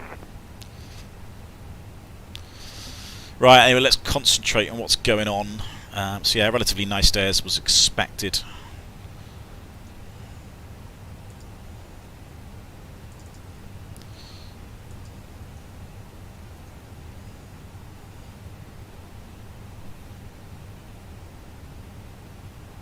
India Romeo has done a 5, so yeah, probably didn't quite comply to that speed constraint because I was busy with the FS realistic. That's fine, we can disregard it a little bit. Right, it should be above the cloud. To be fair, once he's got about 10 miles, you can probably descend down to about 3,000 feet. Well, you've got 21 miles, 7,000 feet, so you're just about on profile there for the distance. Speed's good. In fact, let's just go. Approach phase is activated.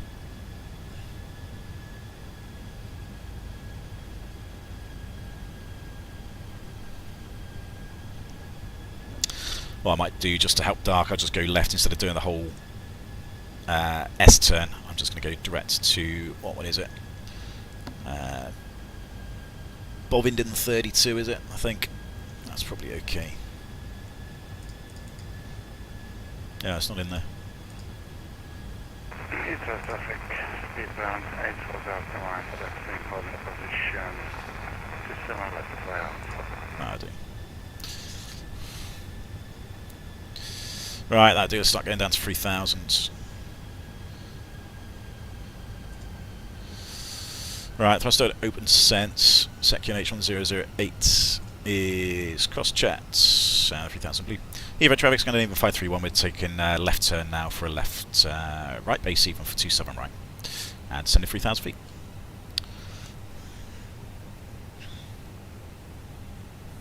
Heathrow traffic, 3183882, line up. There's Wembley. There's somebody lining up on 27 right. Right, let's just go heading.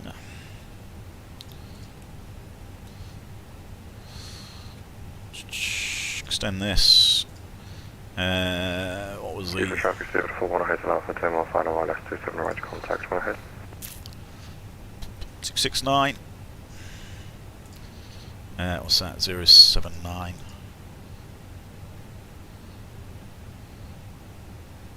Uh, 089 even.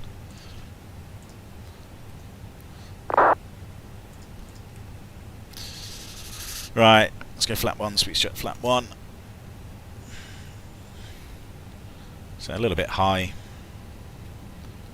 So hopefully be able to sort ourselves out.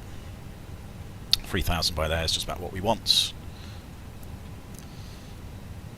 it's starting to get into a bit of icing conditions. The haze, anti-ice is coming on.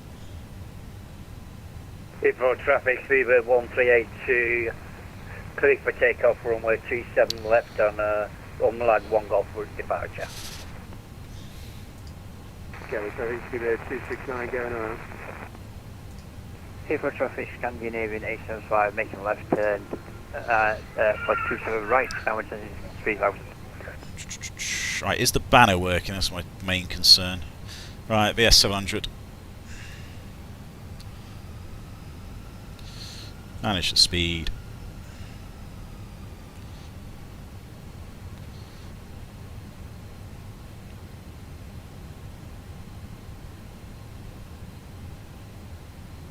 A lovely view.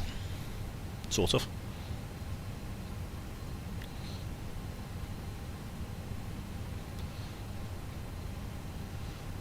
Traffic from Accu Tango vacated. Right, close up lock blue, Cat 3 Jewel AP 1 and 2, lock star. Speedbird 983 has vacated runway 08 right at Gatwick. On AC selected. Heathrow traffic Scandinavian 531 is localizer established at 11 miles, 27 right.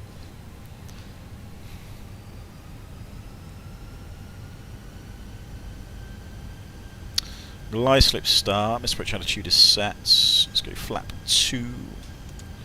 Speed check flap 2. I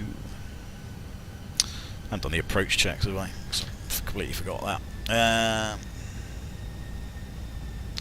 Should have done these. There we go, approach checks. Sparrow FXQ and H1008. Seatbelts are on. Minimum Sparrow 278.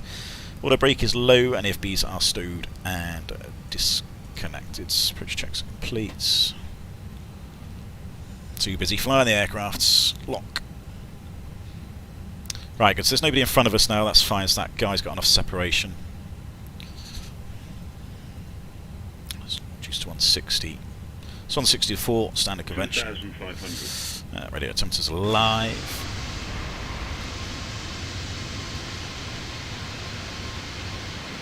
Yeah, a bit hazy down here.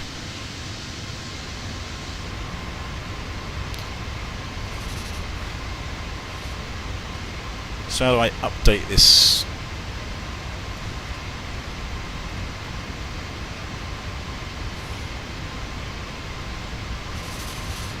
Yeah, hopefully that's sorted. Yeah, I'm not too sure if the landing rate's going to work.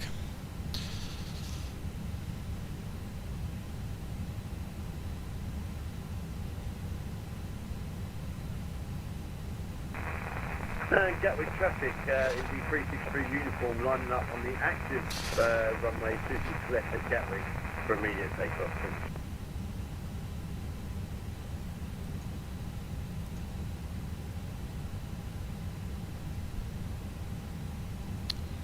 Bloody frigid, yeah, it does feel frigid. Right, 5 miles gear down. Heathrow traffic, Scandinavian 875 established on localizer 27 right, 10 miles. Heathrow traffic, shuttle 8 Alpha lining up 27 left, the November. High speeds, flat 3, landing checklist. Cabin is secure for landing. Ground altitude is 3,000 feet. And the cabin is landing no blues. 1,000 is chats. Get these on.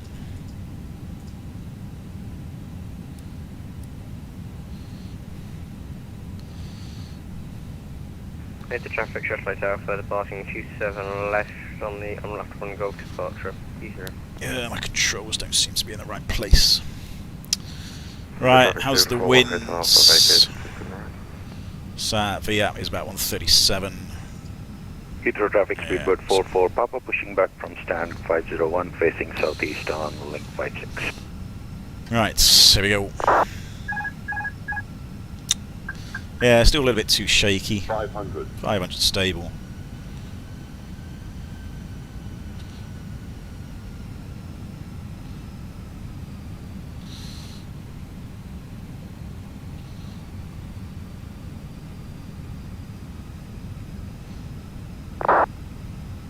Above.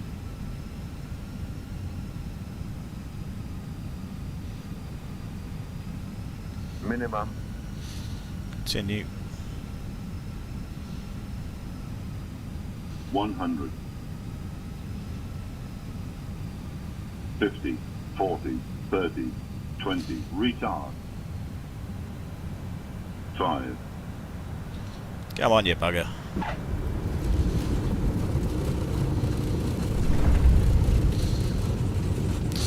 Spoilers. First green, decel.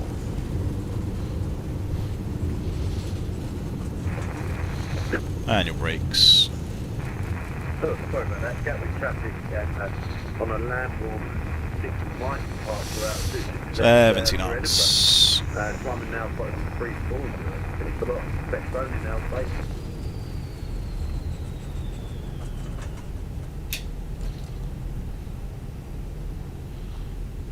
Yep.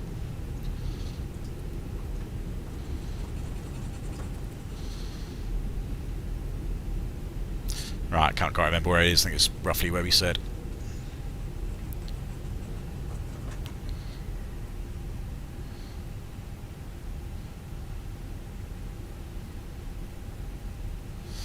Heathrow traffic, Scandinavian 531's runway vacated. Right, so I think it's straight down here. Yeah, that's it. So I think it's Alpha 10 Whiskey we came off at.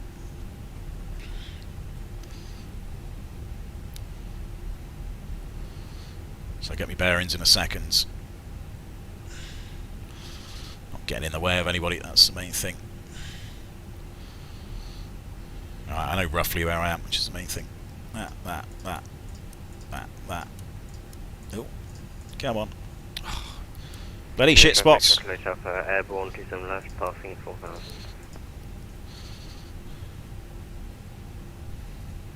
Don't really need the anti-ice, it's dry enough.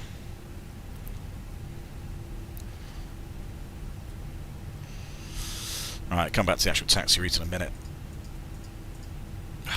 Ah, bloody things. Done, done, done,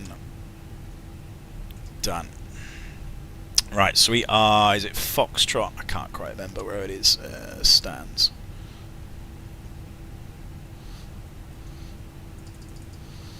So, Echo, I think we are. We're down here. We go down at Echo, then in Bravo. Heathrow traffic speedbird 584 on stand 509, pushing back on taxiway Alpha, facing south for runway 27 left. Did it record the landing weight? Or was it? Did it go 0 again? Ah, fuck's sake! Yeah. This I don't know what it is. I try to reset the bloody Fly Live Studios. It's fucking shit. This bloody thing. It never. It's like 3 times it's not done it. I mean, I think that was actually a pretty decent landing, to be fair. So yeah, I don't know why it keeps doing that. I still bloody forgot to fucking turn on the timer. Alright, I think I've done everything else.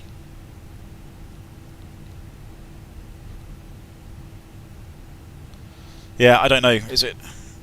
It is the Uniboards, Sean. Yeah, it is. Vehicles crossing.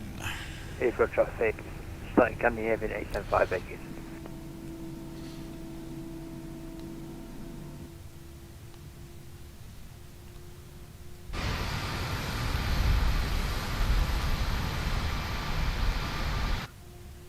Heathrow traffic, speedbird 44, Papa taxiing via link 56 Alpha to hold at Loman, Heathrow traffic. Yeah, I mean that wasn't 0, but problem is I don't know. I think it was. I don't know what's working. I don't know what's working on the Fly Live Studios things. It's just crap, whatever it is. It's just not recording the. Maybe I just need to reset it, set it up, and try and set it again.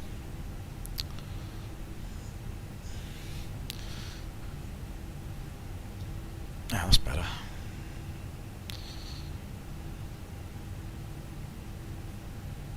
Nope. Might make a big boom, wouldn't it?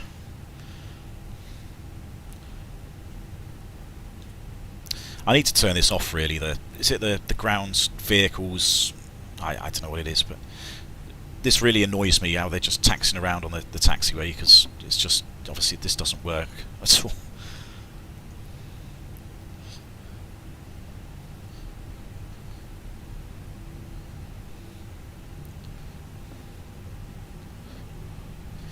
Where's Dark?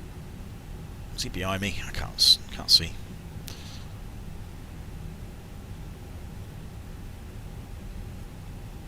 Traffic, you're in front to rotate. Right, we've had 3 minutes. So chop number 2.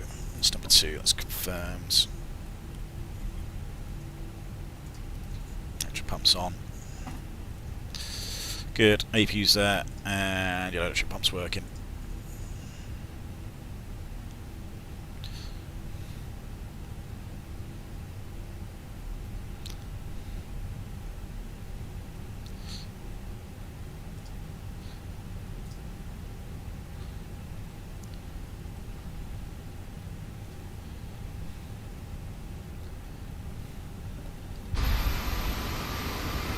Heathrow traffic speedbird 584, taxi runway 27 left via Alpha, holding short November 1. Heathrow traffic.